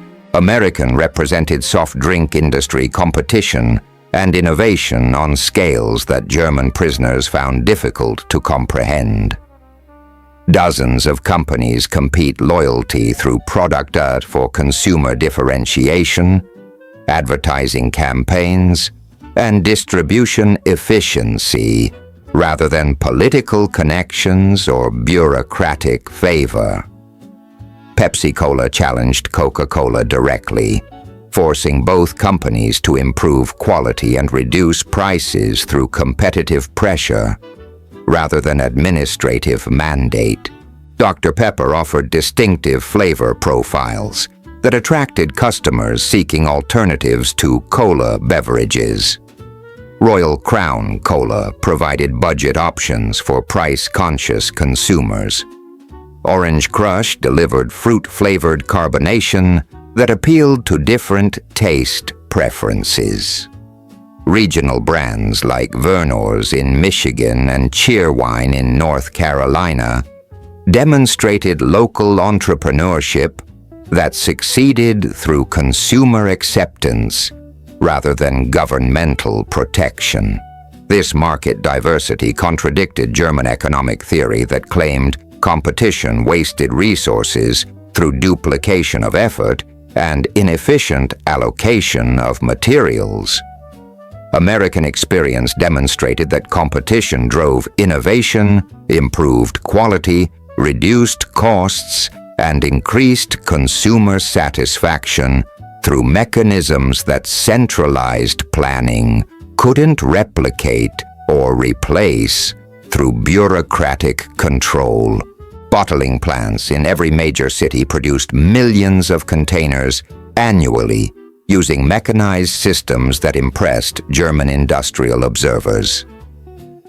Automated washing, filling, capping, and labeling equipment operated with precision that exceeded German manufacturing standards. Quality control systems tested products continuously, maintaining consistency that satisfies expectations across consumer continental distances and diverse climate conditions. Distribution networks reached every community regardless of size or location through transportation systems that German logistics officers studied with professional interest. Refrigerated trucks maintained product temperature across routes covering hundreds of miles. Railroad cars, specifically designed for beverage transport, delivered products to regional distribution centers. Local delivery vehicles stocked retail outlets with regularity that ensured constant availability despite wartime transportation limitations. Vending machines provided 24-hour access to soft drinks in locations where German consumers would never have expected commercial services. Factory break rooms, office buildings, transportation terminals, and recreational facilities offered mechanized sales that eliminated human labor while maintaining customer convenience. These automated systems demonstrated technological sophistication that German industry had never achieved even during peacetime operations. The casual consumption patterns astounded prisoners who measured beverages in careful portions. Americans drank soft drinks throughout the day rather than reserving them for special occasions. Children purchased carbonated beverages with allowance money, treating luxury items as routine refreshments rather than extraordinary treats. Adults consumed multiple bottles daily without considering Kosten or availability constraints that governed German beverage consumption. American beer production continued throughout the war despite grain rationing that might have eliminated alcoholic beverage manufacturing in Germany. Breweries operated with governmental permission, maintaining production levels that satisfied consumer demand while contributing tax revenue that supported military operations. The balance between civilian satisfaction and wartime necessity demonstrated governmental flexibility that German administration had never achieved through rigid bureaucratic control. Prison camps served beer with 3.2% alcohol content to prisoners who had earned privileges through good behavior and productive labor. This policy astounded German military observers who understood that their own army had eliminated alcohol rations years earlier due to supply shortages. American authorities could afford to provide alcoholic beverages to enemy prisoners while maintaining military discipline and security requirements. The quality impressed prisoners familiar with German beer traditions that dated to medieval brewing guilds. American breweries produced beverages that met taste standards developed through centuries of European brewing experience. Mechanized production, quality control systems, and standardized ingredients created consistent products that satisfied consumer expectations across diverse regional preferences. Working in American breweries, German prisoners observed industrial processes that combined traditional methods with modern technology. Steam heating, mechanical stirring, automated bottling, and refrigerated storage created production systems that exceeded German brewery capacity despite wartime material restrictions. The scale of operations impressed men familiar with German brewing that had remained largely artisanal rather than industrial. American tobacco production revealed agricultural mechanization that made German farming appear primitive by comparison. Single farms in Virginia and North Carolina produced more tobacco than entire German agricultural regions, harvested by machines that processed acres hourly rather than rows daily. Curing barns operated with controlled temperature and humidity systems that eliminated weather dependency that plagued German tobacco cultivation. Cigarette manufacturing achieved industrial scales that German tobacco processing had never approached. American Tobacco Company, R.J. Reynolds, and Lee Myers operate Get&D factories that produced billions of cigarettes annually using mechanized systems that impressed German industrial observers. Automated cutting, rolling, packaging, and quality control eliminated manual labor through technological innovation that exceeded German manufacturing capabilities. The distribution systems reached every retail outlet with efficiency that German logistics officers studied professionally. Wholesale networks delivered products to small-town stores, gas stations, restaurants, and vending machines with regularity that ensured constant availability despite wartime transportation limitations.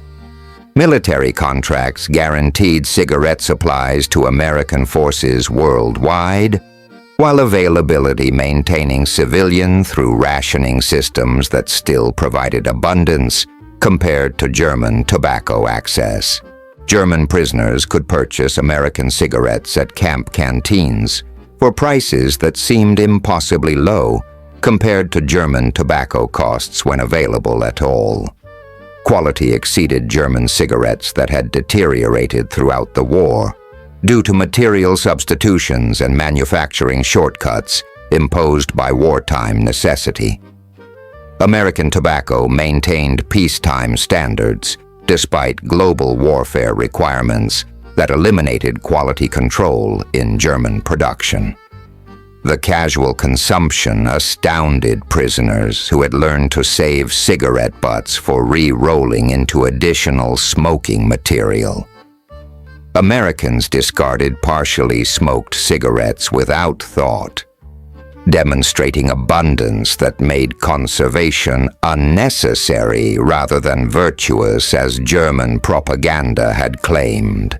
Guards shared cigarettes freely with prisoners who had demonstrated cooperative behavior, treating tobacco as casual courtesy rather than valuable commodity requiring careful rationing. Working in American textile mills, German prisoners witnessed clothing production that challenged their understanding of wartime necessity and civilian priority. Factories continued manufacturing civilian garments despite military uniform requirements that might have eliminated consumer clothing production in Germany. The balance between military necessity and civilian satisfaction demonstrated resource allocation that German planning had never achieved through bureaucratic control. The quality impressed prisoners familiar with German textile traditions that emphasized durability and craftsmanship. American clothing combined traditional tailoring with mass production techniques that made well-made garments affordable to ordinary consumers.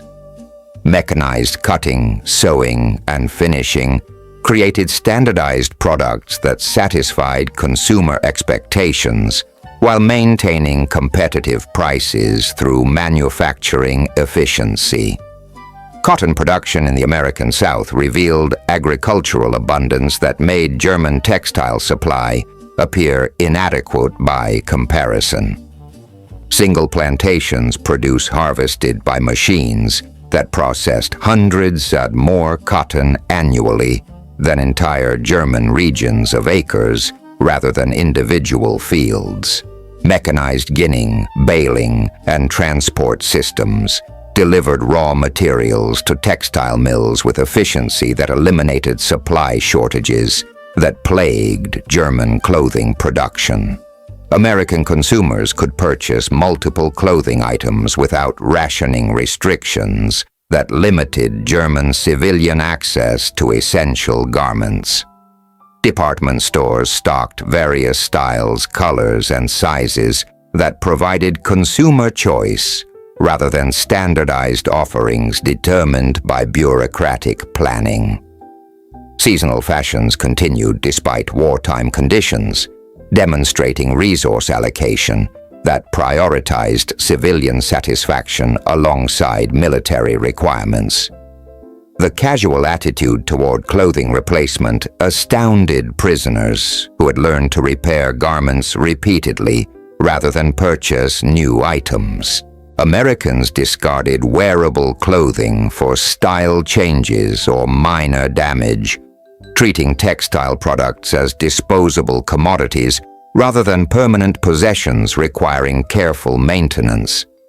This waste demonstrated abundance that made conservation unnecessary rather than patriotic, as German propaganda had claimed throughout the war years.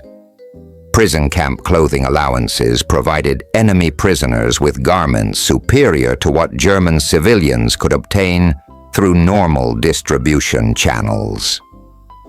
American authorities issued work clothes, undergarments, shoes, and seasonal items that exceeded Geneva Convention requirements while demonstrating humanitarian concern for enemy welfare. The quality and quantity challenged German assumptions about democratic weakness and resource scarcity that Nazi ideology had promoted since the 1930s. Laundry facilities in American prison camps operated with mechanized equipment that eliminated manual washing methods still common in German civilian life. Electric washing machines, automatic dryers, and industrial ironing equipment processed clothing with efficiency that impressed prisoners familiar with hand washing and air drying that characterized German laundry practices. Hot water was available continuously rather than rationed for specific washing days, as German households had experienced since the war began. Soap and detergent supplies seemed unlimited compared to German cleaning product shortages that had forced civilian use of harsh substitutes that damaged clothing and skin. American cleaning products maintained quality standards that satisfied consumer expectations while providing effectiveness that German substitutes couldn't match. The casual use of cleaning supplies for routine maintenance demonstrated resource availability that German households had never experienced, even during peacetime prosperity. Working in American soap manufacturing plants, German prisoners observed industrial processes that produced cleaning products with chemical sophistication that exceeded German capabilities. Procter & Gamble, Lever Brothers, and Colgate operated factories that manufactured millions of soap bars annually, using mechanized systems that impressed technical observers familiar with German industrial methods. Quality control maintained consistency that satisfied consumer expectations across diverse regional preferences. The variety available challenged German concepts of consumer choice that had been eliminated through centralized planning designed to maximize efficiency through product standardization. Multiple brands competed for consumer loyalty through quality differences, pricing strategies, and advertising campaigns, rather than bureaucratic allocation that characterized German distribution systems. Market competition drove innovation that benefited consumers through improved products at competitive prices. American households could purchase cleaning products according to preference and need, rather than availability and rationing restrictions that governed German consumer access. Department stores and grocery markets stocked dozens of different soaps, detergents, and cleaning supplies that provided specialized solutions for various household tasks. This abundance challenged German economic theory that claimed resource conservation required limiting consumer choice through administrative control. The casual use of cleaning products for routine maintenance rather than careful conservation demonstrated abundance that made efficiency secondary to convenience and effectiveness. American households used cleaning supplies freely without measuring portions or saving partial products for future use. This waste represented prosperity that German families couldn't comprehend, based on their experience with scarcity and rationing that had characterized their wartime existence. Prison camp medical facilities revealed American healthcare standards that exceeded what German civilians could access through normal medical channels. Camp hospitals were equipped with X-ray machines, surgical equipment, pharmaceutical supplies, and medical instruments that surpassed many German civilian hospitals in quality and availability. American authorities provided medical care to enemy prisoners that exceeded Geneva Convention requirements while demonstrating humanitarian values that Nazi ideology couldn't explain or counter. German medical personnel among the prisoners found themselves working with equipment and supplies that German military hospitals had lacked throughout the war years. Penicillin, sulfa drugs, morphine, and other pharmaceuticals were available freely rather than rationed for critical cases, as German medical practice had required due to supply shortages. American medical authorities treated minor ailments with medications that German physicians reserved for life-threatening conditions when available at all. The quality of medical treatment astounded prisoners who had witnessed deteriorating German health care as the war progressed. American physicians and nurses provided professional care without regard for patient nationality or military status, treating enemy soldiers with the same attention given to American casualties. This medical equality challenged German racial theories that claimed democratic societies lacked discipline necessary for effective organization and resource allocation. Dental care provided to German prisoners exceeded what German civilians could obtain through normal health care channels. American dentists performed routine maintenance, filled cavities, and provided oral surgery with equipment and materials that German dental practices had lacked since the war began. The casual availability of dental care demonstrated healthcare priorities that extended beyond emergency treatment to include preventive maintenance that preserved long-term health. Mental health treatment, virtually unknown in German military medicine, was provided to prisoners experiencing psychological difficulties related to combat trauma or captivity stress. American medical authorities recognized mental health as legitimate medical concern requiring professional treatment rather than disciplinary action, as German military practice had typically addressed psychological problems. This humanitarian approach challenged German assumptions about weakness and strength that had shaped military culture throughout their service experience.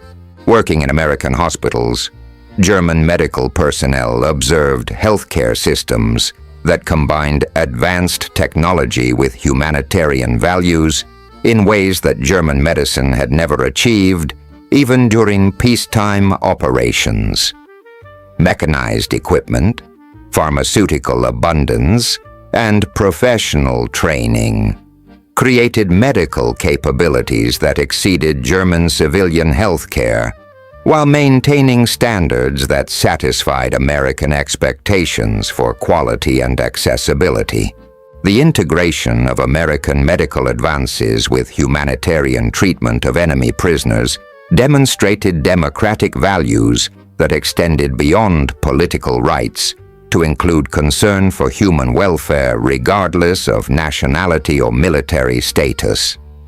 This combination of technical competence with moral commitment challenged German assumptions about democratic weakness that Nazi propaganda had promoted since the 1930s.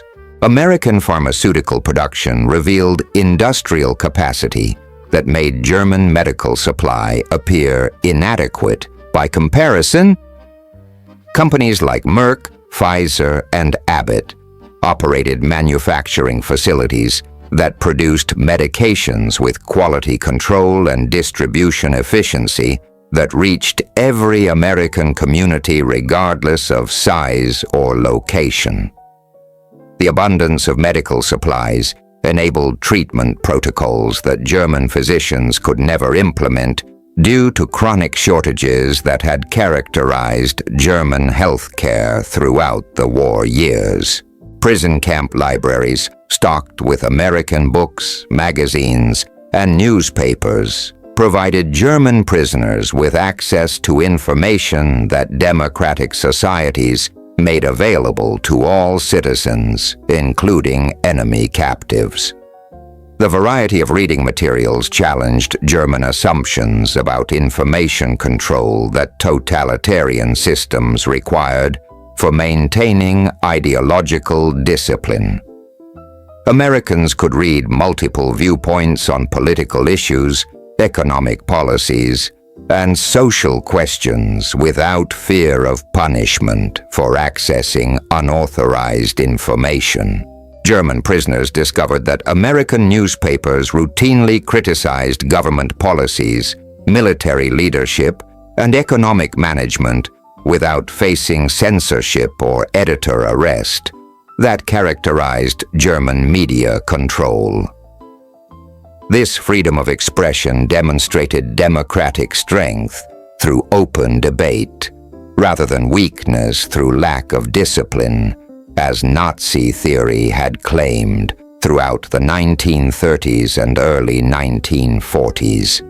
The quality of American publications impressed prisoners familiar with German printing that had deteriorated throughout the war due to paper shortages and equipment maintenance problems. American books were printed on quality paper with clear typography and durable binding that exceeded German publishing standards even during peacetime operations. The casual abundance of reading materials demonstrated resource allocation that prioritized civilian education and entertainment alongside military requirements. Educational programs offered to German prisoners provided access to knowledge that democratic societies considered essential for informed citizenship. Universities like Stanford and the University of Chicago provided correspondence courses that enabled enemy soldiers to continue learning while imprisoned. This educational opportunity challenged German assumptions about democratic priorities that Nazi propaganda had claimed focused on material consumption rather than intellectual development. American professors, including Jewish refugees from Nazi Germany, taught courses without expressing hatred or seeking revenge against students whose government had persecuted them. This professional commitment to education transcending political differences demonstrated moral strength that German academic tradition had abandoned under Nazi pressure. The generosity of spirit shown by victims toward their former persecutors challenged every assumption about human nature that totalitarian ideology had promoted. The breadth of educational offerings revealed democratic commitment to knowledge that extended beyond ideological indoctrination to include practical skills, scientific understanding, and cultural appreciation. German prisoners could study subjects ranging from agricultural methods to business management, from American history to constitutional law, from technical engineering to artistic expression. This intellectual freedom contrasted sharply with German education that had been reduced to political propaganda and military preparation. Working in American libraries, German prisoners encountered information systems that challenged totalitarian concepts about knowledge control and citizen access to ideas. Public libraries operated with democratic principles that made books, periodicals, and reference materials freely available to anyone regardless of social position or political affiliation.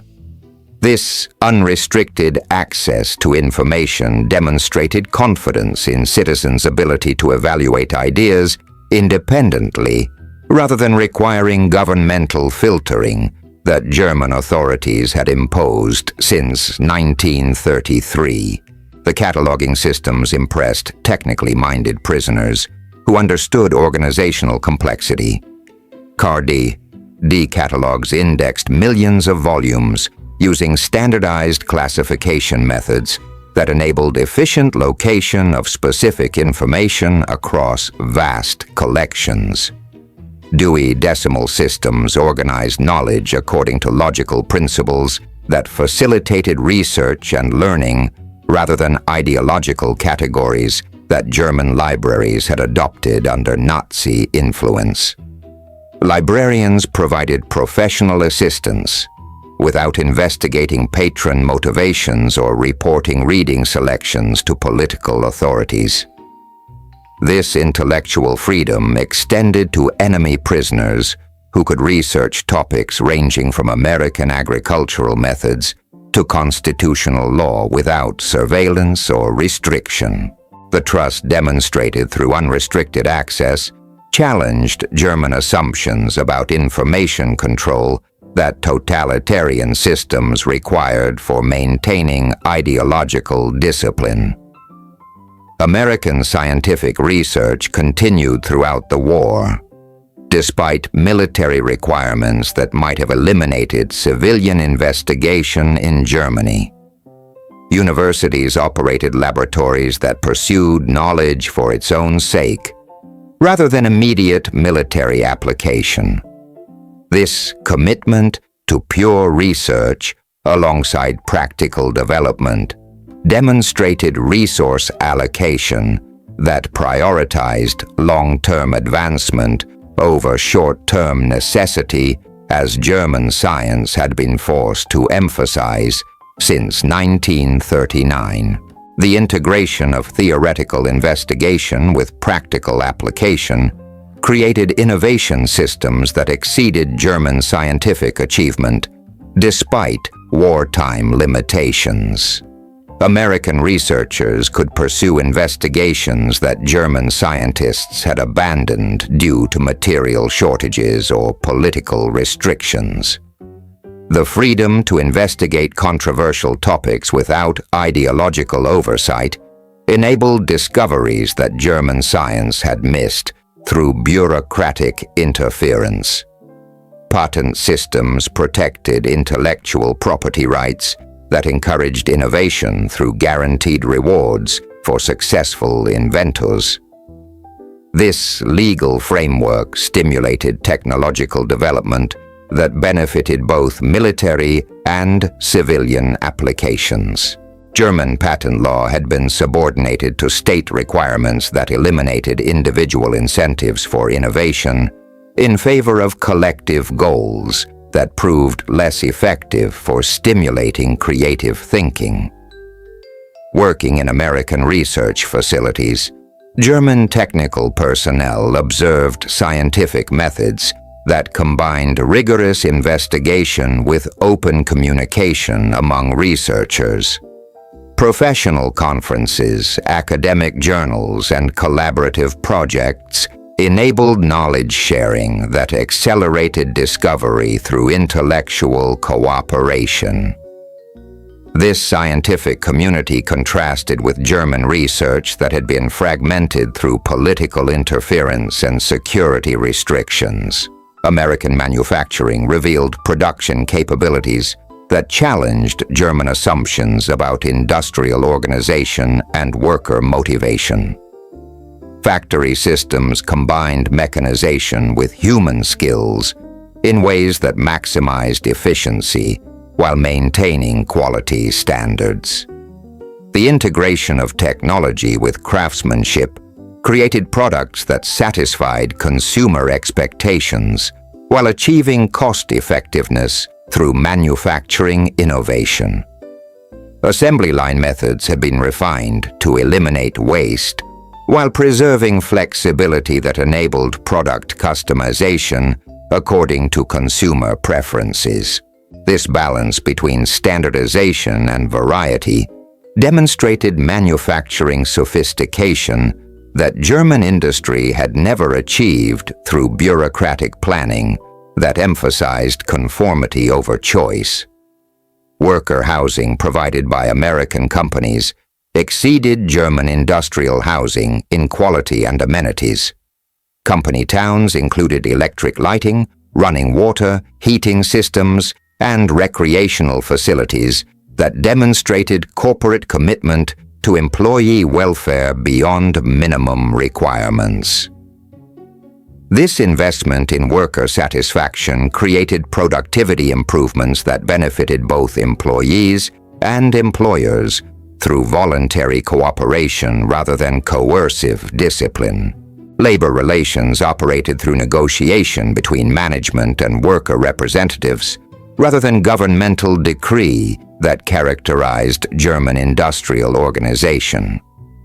Collective bargaining enabled workers to influence working conditions, wages, and benefits through democratic processes that protected individual rights while maintaining production efficiency.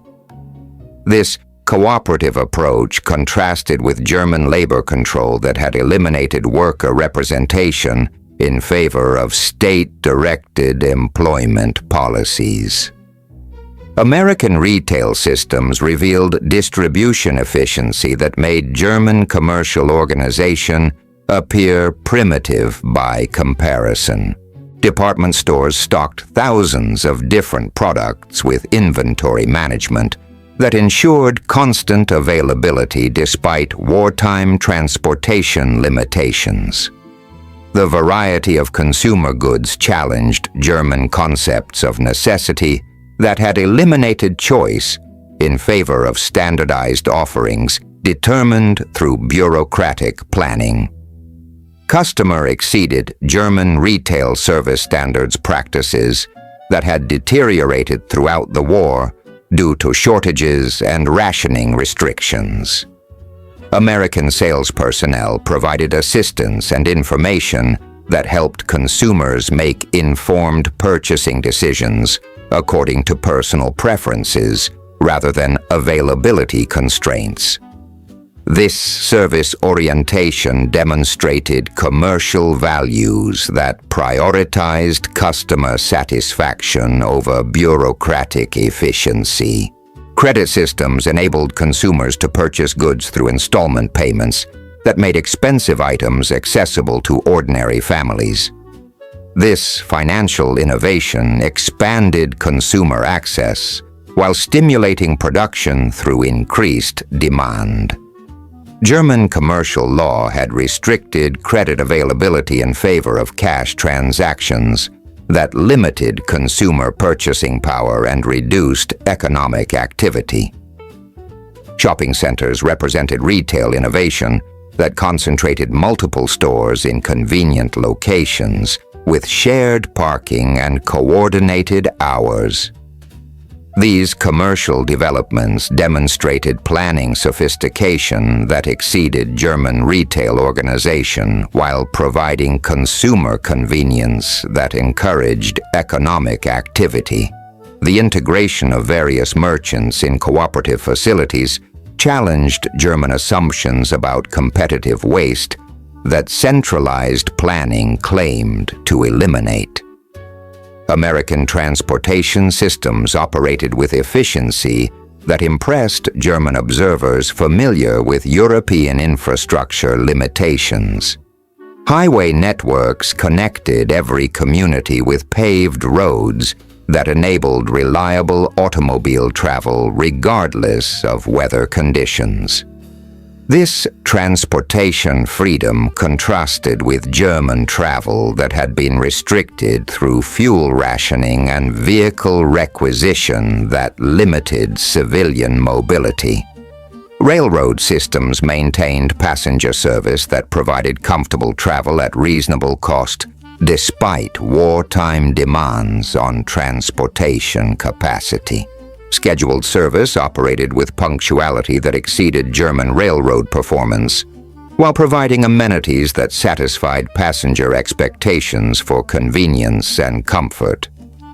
The balance between military necessity and civilian service demonstrated resource management that German transportation had never achieved.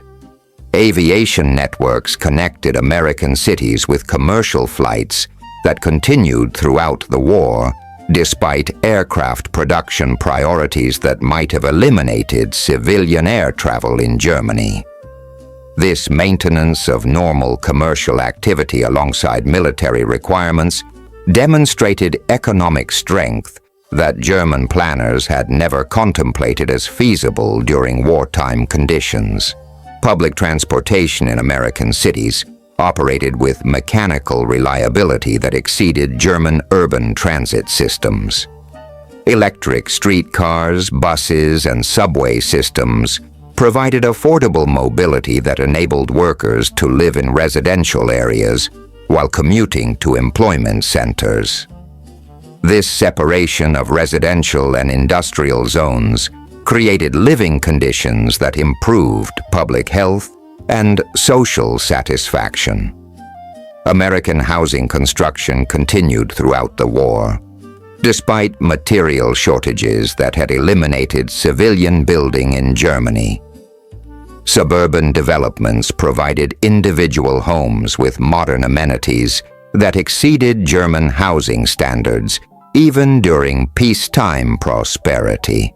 The construction quality and architectural variety demonstrated resource allocation that prioritized civilian welfare alongside military requirements. Electric appliances remained available to American consumers despite wartime production priorities that had eliminated most civilian manufacturing in Germany. Refrigerators, washing machines, vacuum cleaners, and kitchen equipment continued production at levels that satisfied consumer demand while contributing to household efficiency. This maintenance of normal commercial activity demonstrated industrial capacity that German planners had underestimated completely. Homeownership rates exceeded German residential patterns that had emphasized rental housing controlled through governmental regulation. American families could purchase homes through mortgage systems that made ownership accessible to ordinary workers. This property ownership created economic security and social stability that contrasted with German housing policies that had subordinated individual ownership to collective goals. Suburban planning created residential communities that combined individual privacy with shared amenities like schools, parks, and shopping facilities.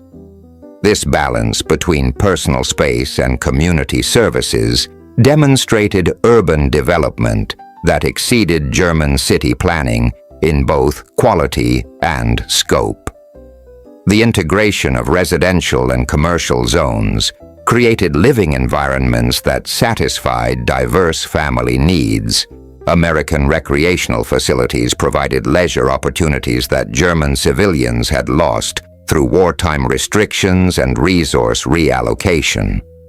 Movie theaters, sporting events, amusement parks, and cultural programs continued operating despite manpower shortages that had eliminated most civilian entertainment in Germany.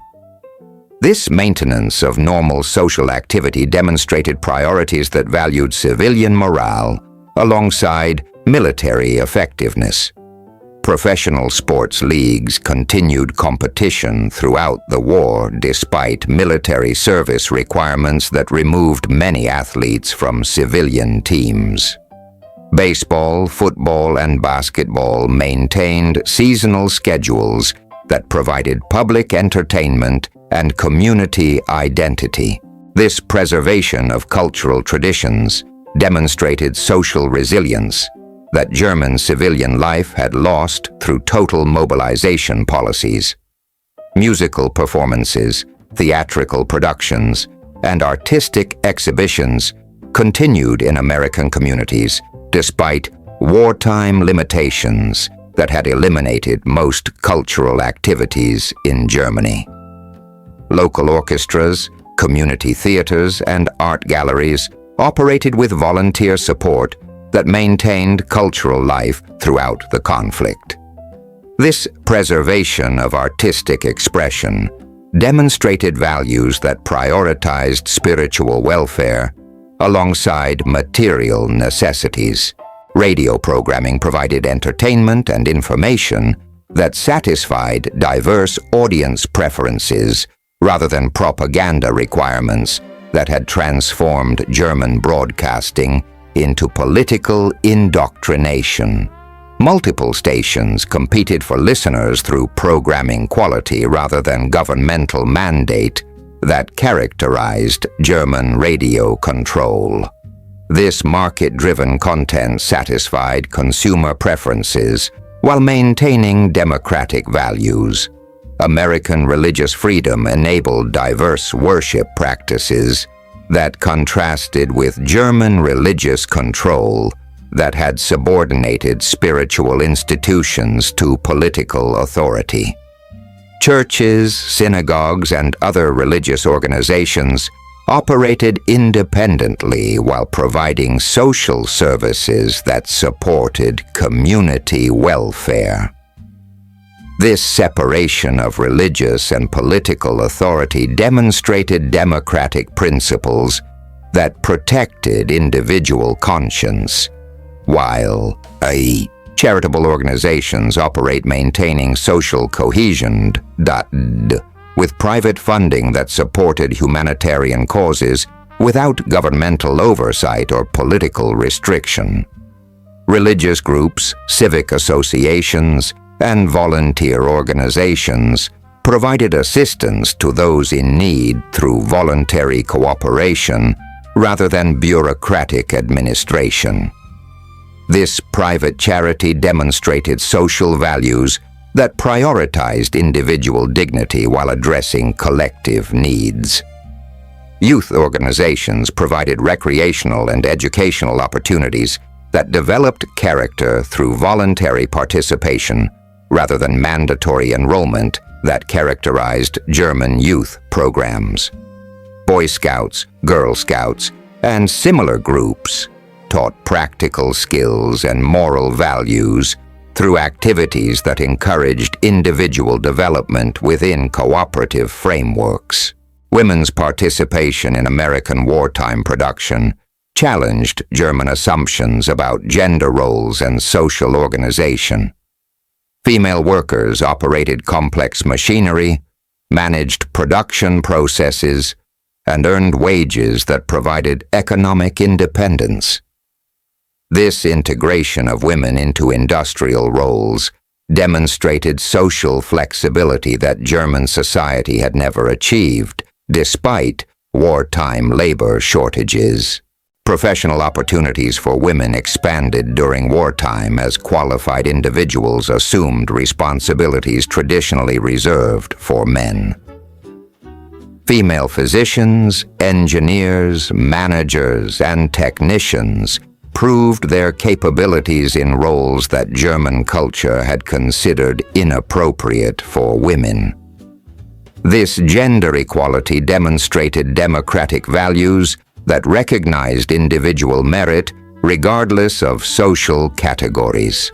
Educational opportunities remained available to women despite wartime demands that might have eliminated female education in favor of immediate production needs. Universities, technical schools, and professional training programs continued admitting female students who pursued careers that contributed to both military and civilian objectives. This investment in female education demonstrated long-term thinking that German planning had abandoned in favor of immediate necessity. American family life maintained stability despite wartime separations and economic pressures that had disrupted German domestic patterns. Civilian institutions supported families through community services, religious organizations, and social programs that preserved normal relationships. This social resilience demonstrated values that prioritized family welfare while maintaining military effectiveness.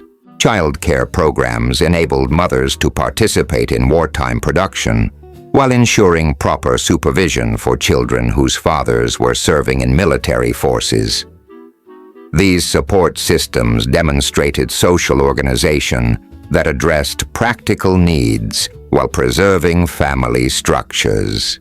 German child care had been subordinated to political indoctrination that emphasized state loyalty over family bonds. Educational systems continued normal operations despite teacher shortages and resource limitations that had disrupted German schools throughout the war years. American students received instruction in standard subjects while participating in programs that supported the war effort through voluntary activities. This balance between education and patriotic service demonstrated priorities that valued intellectual development alongside civic responsibility. School meal programs provided nutrition that supplemented family resources while ensuring adequate dietary intake for growing children. These feeding programs demonstrated social commitment to child welfare that extended beyond immediate families to include community responsibility for youth development. German school nutrition had been eliminated through rationing restrictions that prioritized military feeding over civilian needs. American community organization revealed social cooperation that functioned through voluntary participation rather than governmental compulsion that characterized German civic life. Local committees addressed community needs through democratic processes that encouraged individual initiative while achieving collective goals. This grassroots organization demonstrated democratic principles operating at the most basic social levels. Town meetings enabled citizens to discuss local issues and make collective decisions through democratic procedures that protected minority rights while implementing majority preferences. This direct democracy operated alongside representative government to create responsive administration that served community needs. German local government had been subordinated to central authority that eliminated citizen participation in favor of bureaucratic efficiency. Volunteer fire departments, emergency services, and community organizations provided essential services through citizen cooperation rather than governmental provision that characterized German public services. This voluntary cooperation demonstrated social responsibility that functioned without coercive authority while maintaining effectiveness. The integration of individual initiative with collective needs created community resilience that German social organization had never achieved. American innovation systems combined individual creativity with institutional support in ways that stimulated technological advancement while rewarding successful inventors. Patent protection, venture capital, and research institutions created environments that encouraged experimentation and development.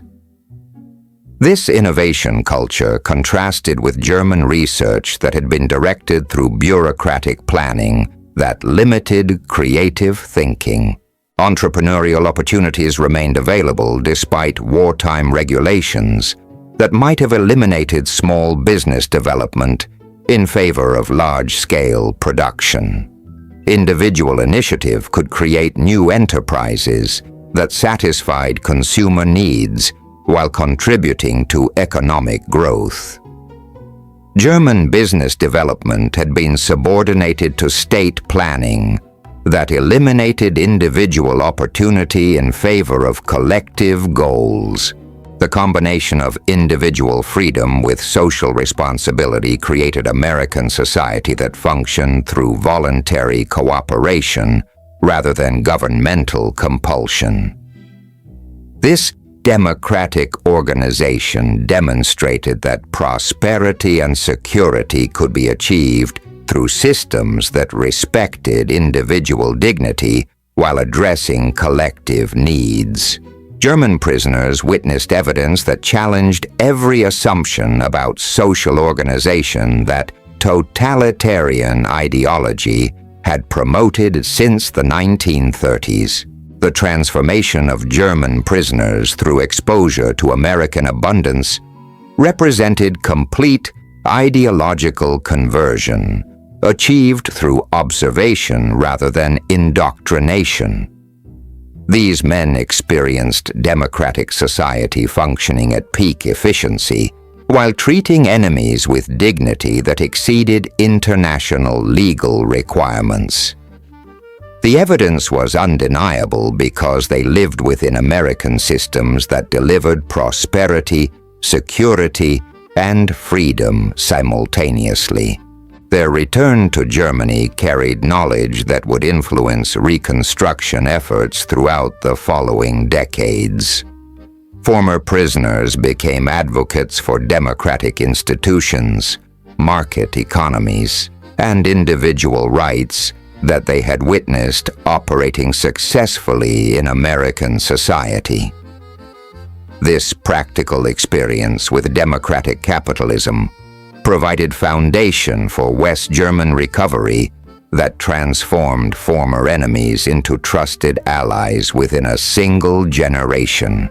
The story of German prisoners discovering American abundance through simple foods like ice cream and Coca-Cola demonstrates that ideological transformation occurs through experience rather than argument. The men who arrived believing Nazi propaganda about American weakness departed understanding that democratic strength derived from systems that created abundance for all citizens rather than reserving luxury for political elites. American victory was achieved through generosity rather than cruelty, through demonstration rather than destruction, through inclusion rather than exclusion. The society that could provide ice cream to enemy prisoners possessed power that transcended military might or industrial statistics.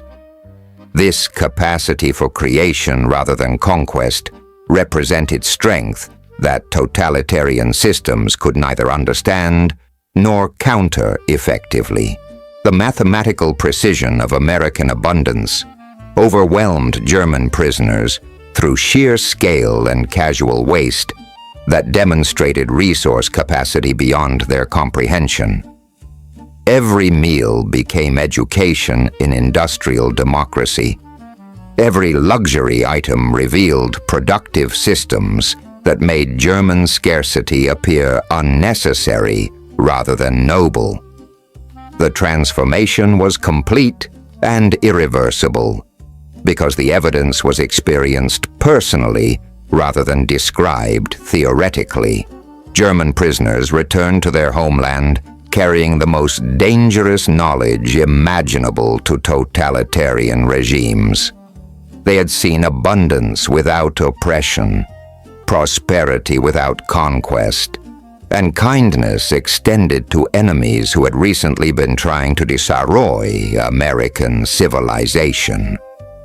This knowledge would spread through German society like seeds planted in fertile soil, growing into democratic institutions that would flourish throughout the Reconstruction years. The ice cream and Coca-Cola that seemed impossible to German prisoners in 1943 became symbols of democratic possibility that guided German recovery throughout the 1950s. Former prisoners who had tasted American abundance became architects of democratic capitalism that transformed their nation from totalitarian defeat to prosperous alliance within a generation. Their children would grow up in free Germany that embodied lessons learned in American prison camps, where enemies discovered that democracy tasted sweet and freedom was possible through cooperation rather than conquest. The legacy extends beyond individual transformation to demonstrate that societies change through example rather than force, through generosity rather than punishment, through hope rather than fear. American success in converting enemy soldiers into democratic allies proves that ideological barriers can be overcome through systems that create abundance for ordinary citizens while maintaining values that respect human dignity regardless of nationality or previous allegiance. German prisoners who couldn't believe ice cream existed in American prison camps became witnesses to democracy's ultimate weapon: the ability to create prosperity so profound it could be shared with enemies.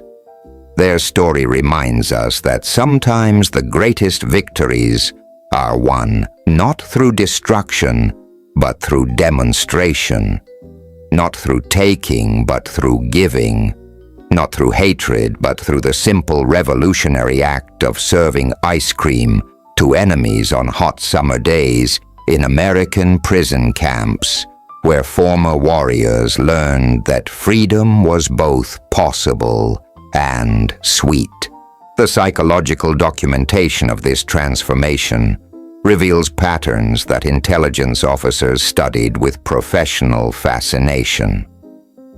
Camp psychiatrists, initially assigned to monitor prisoner mental health for security purposes, found themselves documenting the most comprehensive ideological conversion in recorded history. Dr. Robert Patterson, Chief Psychiatric Officer at Camp Shelby, filed monthly reports that tracked the systematic demolition of Nazi beliefs through what he termed abundance shock syndrome. His September 1944 report noted that prisoners exhibited classic symptoms of cognitive dissonance when confronted with evidence that contradicted fundamental assumptions about American society. Initial responses included denial, anger, and desperate attempts to explain away what they witnessed through conspiracy theories or propaganda explanations.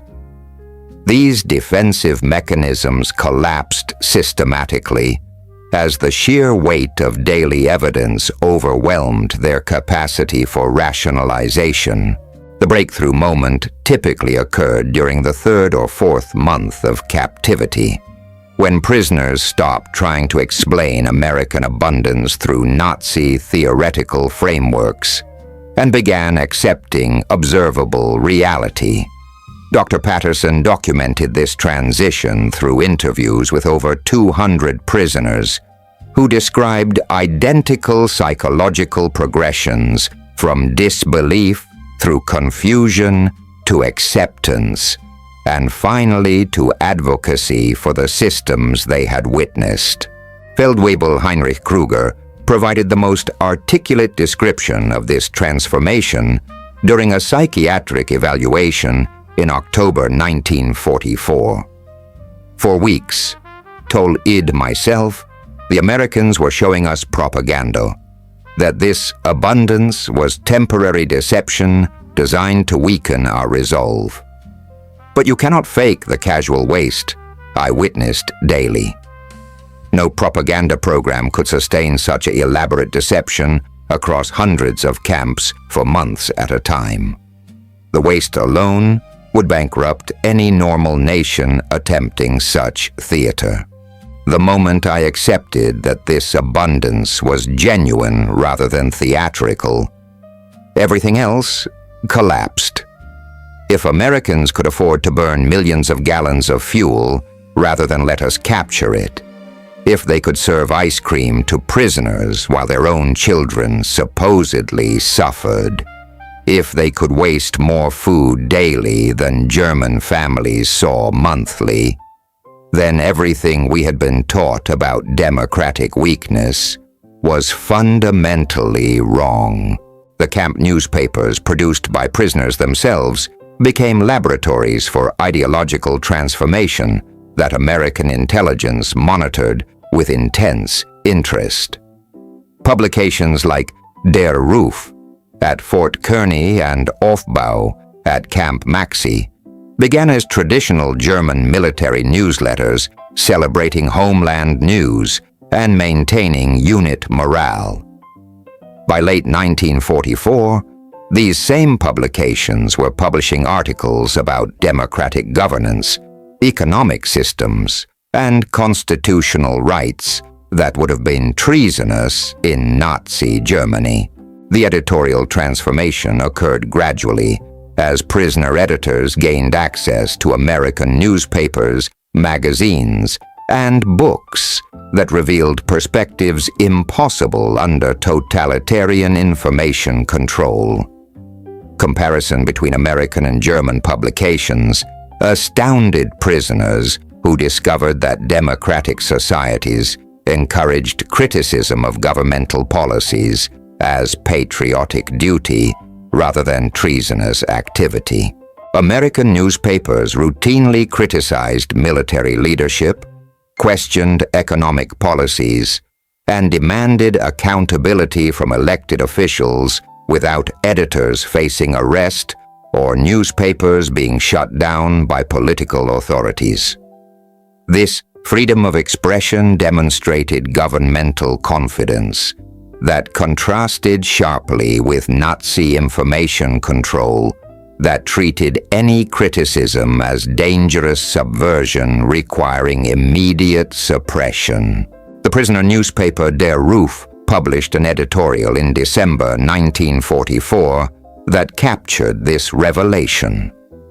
We have read American newspapers that criticize their own government more harshly than we were permitted to criticize our enemies.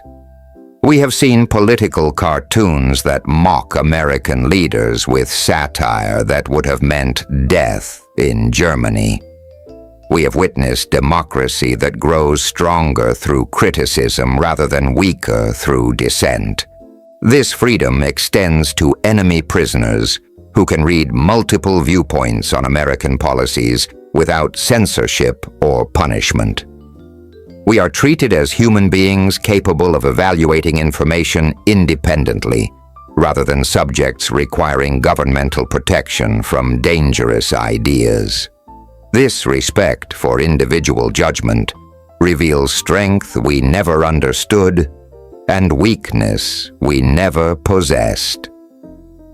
The economic education of German prisoners occurred through direct participation in American market systems, rather than theoretical instruction about capitalist principles. Camp canteens operated as miniature free markets, where prisoners could exercise consumer choice, compare competing products, and allocate personal resources according to individual preferences rather than bureaucratic allocation. This direct experience with market mechanisms revealed principles that German economic theory had claimed were impossible to achieve through voluntary exchange. Competition between manufacturers produced quality improvements and price reductions that benefited consumers without requiring governmental intervention. Supply and demand balanced automatically through price signals that eliminated shortages and surpluses more efficiently than bureaucratic planning. Obergefreiter Klaus Weber worked in the camp canteen for 18 months, gaining practical experience with inventory management, customer service, and financial accounting that exceeded his pre-war business education. His letters home described market mechanisms that operated with precision. German central planning had never achieved, despite elaborate bureaucratic systems designed to optimize resource allocation. The canteen operates more efficiently than German state enterprises, with their armies of bureaucrats and detailed regulations. We order products based on customer preferences, maintain inventory through supplier competition, and satisfy demand through price mechanisms that require no governmental intervention. Competition produces cooperation more effectively than compulsion ever achieved. Customers can choose among competing products based on quality, price, and personal preference, rather than availability determined through bureaucratic allocation. This consumer sovereignty creates incentives for continuous improvement that benefit everyone through voluntary exchange. The invisible hand Adam Smith described operates more effectively than the visible fist of state control. The religious freedom experienced assumptions about socialed by German prisoners challenge organization that Nazi ideology had promoted since the 1930s. Prison camps provided facilities for Catholic, Protestant, and Jewish worship services without governmental interference or ideological oversight. This separation of religious and political authority demonstrated democratic principles that protected individual conscience while maintaining social cohesion. German prisoners could attend services according to personal faith rather than political requirement, participate in religious education that explored spiritual questions without ideological restriction, and associate with clergy who provided pastoral care without governmental monitoring. This religious liberty contrasted sharply with German church control that had subordinated spiritual institutions to political authority through systematic infiltration and intimidation. Pastor Wilhelm Niemöller, nephew of the famous resistance leader Martin Niemöller, was captured with the Afrika Korps and spent 2 years at Camp Herne. His theological writings produced during captivity revealed the intellectual freedom that democratic societies provided even to enemy prisoners. American authorities permitted him to conduct religious services, provide counseling to troubled prisoners, and write extensively about Christian theology without political censorship. His Christmas sermon in 1944 addressed the moral implications of Nazi ideology from perspectives that would have been impossible in German pulpits. We have witnessed Christian charity extended by enemies to those who sought their destruction. We have seen mercy triumph over vengeance through systems that respect human dignity regardless of nationality or previous allegiance. This demonstration of Christian values operating through secular institutions reveals divine grace working through democratic governance. The separation of church and state protects religious freedom more effectively than state control of religious institutions. When governments cannot manipulate spiritual authority for political purposes, faith develops authentically rather than serving ideological objectives. This independence strengthens both religious and political institutions through mutual respect rather than subordination. American medical treatment of German prisoners exceeded Geneva Convention requirements while demonstrating humanitarian values that challenged Nazi assumptions about racial hierarchy and democratic weakness. Camp hospitals provided surgical procedures, pharmaceutical treatments, and rehabilitative care that surpassed medical services available to German civilians throughout the war years. Dr. Friedrich Böhme, chief surgeon of the 164th Light Division before his capture, worked in the Camp Shelby Hospital for 18 months alongside American medical personnel.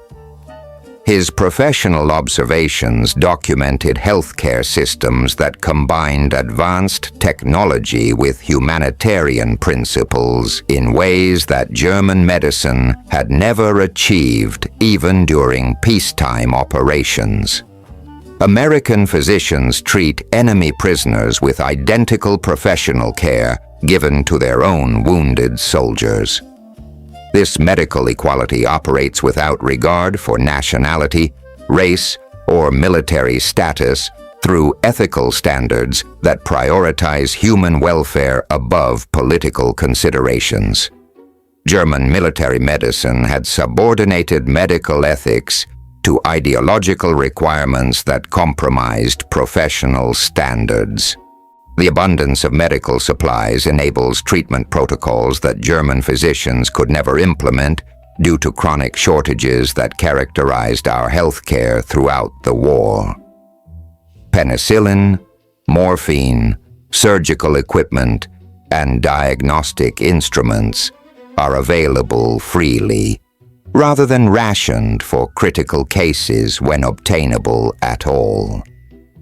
This resource abundance demonstrates industrial capacity that makes healing, rather than suffering, the primary medical objective.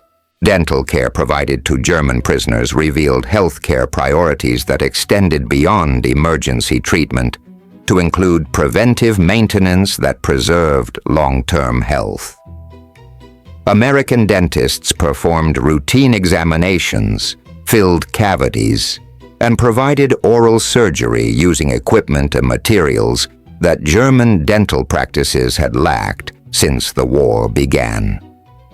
This comprehensive healthcare demonstrated societal values that invested in human welfare rather than accepting deterioration as inevitable wartime consequence.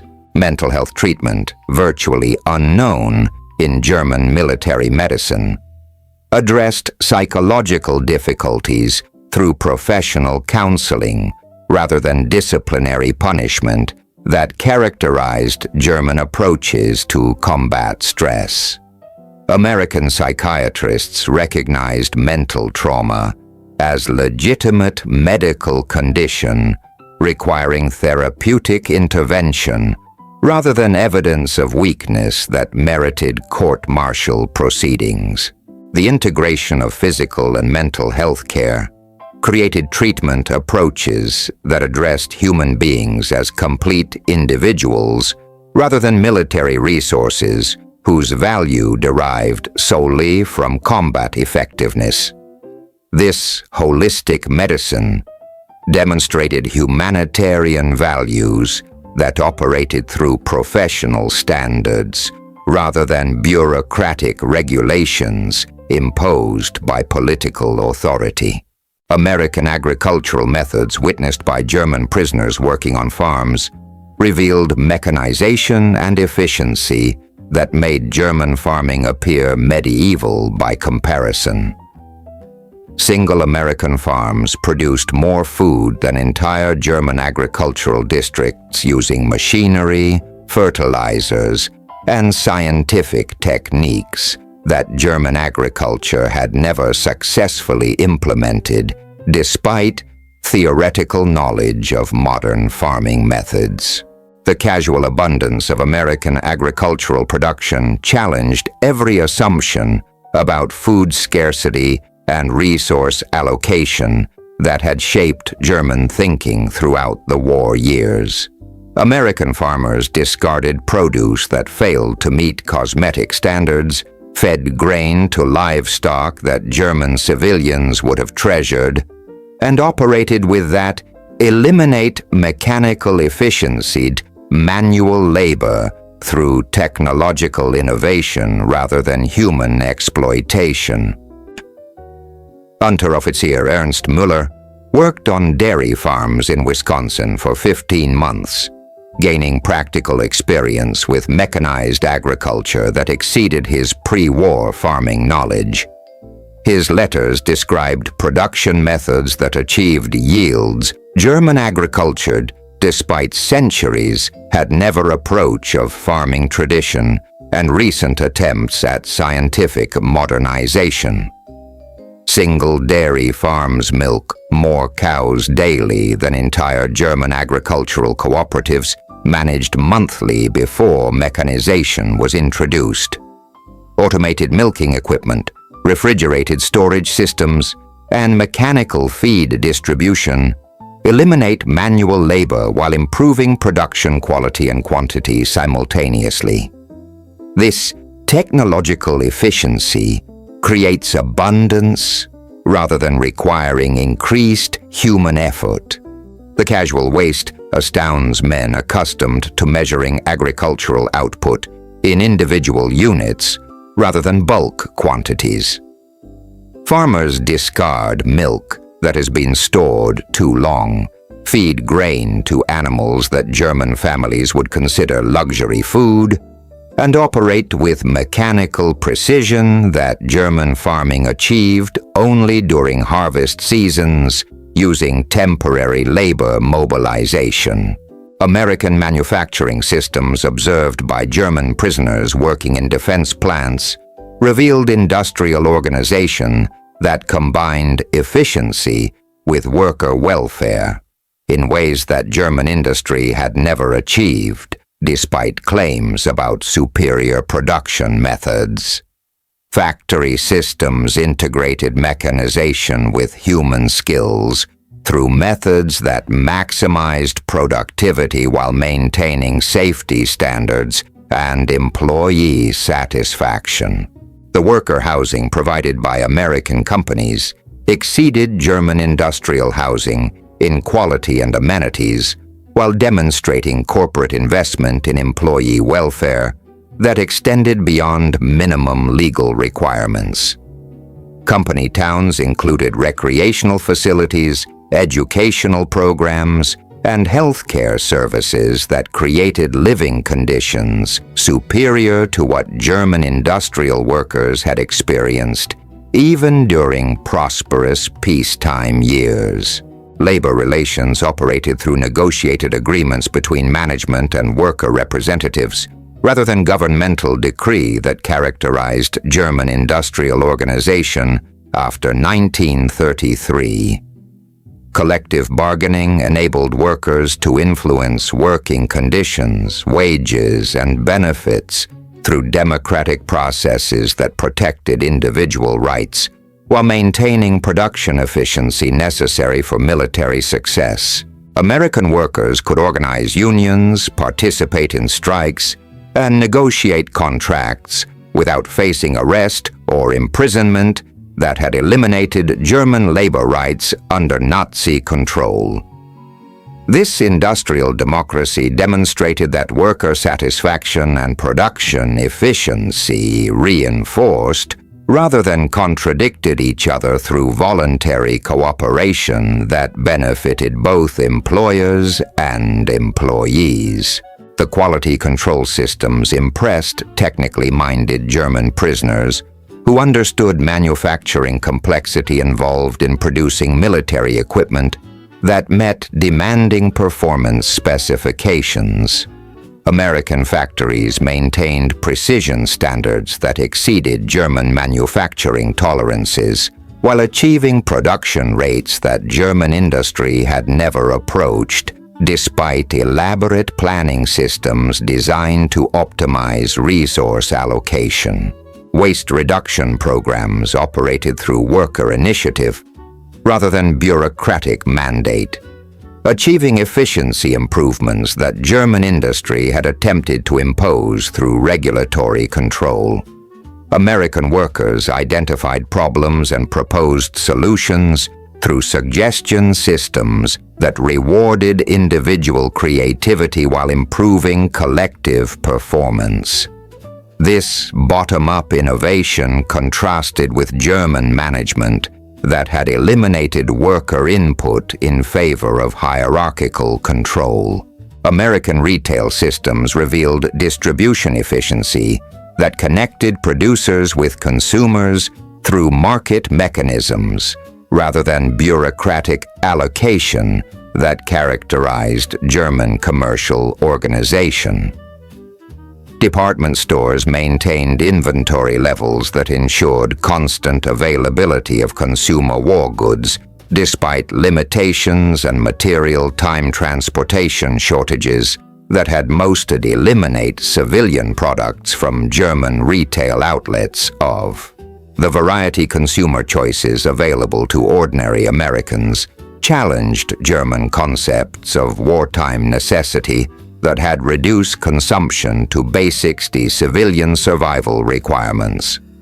American families could select among competing products based on quality, price, and personal preference, rather than accepting standardized offerings determined through governmental planning that eliminated consumer choice in favor of administrative efficiency. Customer service standards exceeded German retail practices that had deteriorated throughout the war years due to shortages and rationing restrictions that made sales personnel indifferent to customer satisfaction. American merchants competed for consumer loyalty through service quality that encouraged repeat business and positive recommendations, rather than relying on captive markets created through supply restrictions. Credit systems enabled consumers to purchase expensive items through installment payments that made luxury goods accessible to working families. This financial innovation expanded consumer access while stimulating production through increased demand that benefited both buyers and sellers through voluntary exchange, rather than governmental subsidy or price control. The transformation was complete and irreversible. German soldiers who had marched into battle believing in the superiority of their cause returned home carrying the most subversive knowledge imaginable to any totalitarian regime. They had tasted freedom, and it was sweet.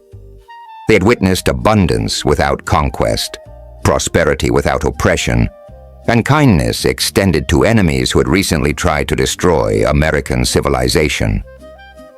These men became living proof that everything they had been taught was a lie, that democratic societies could create wealth beyond imagination while treating even their enemies with dignity that exceeded their own government's care for its own people.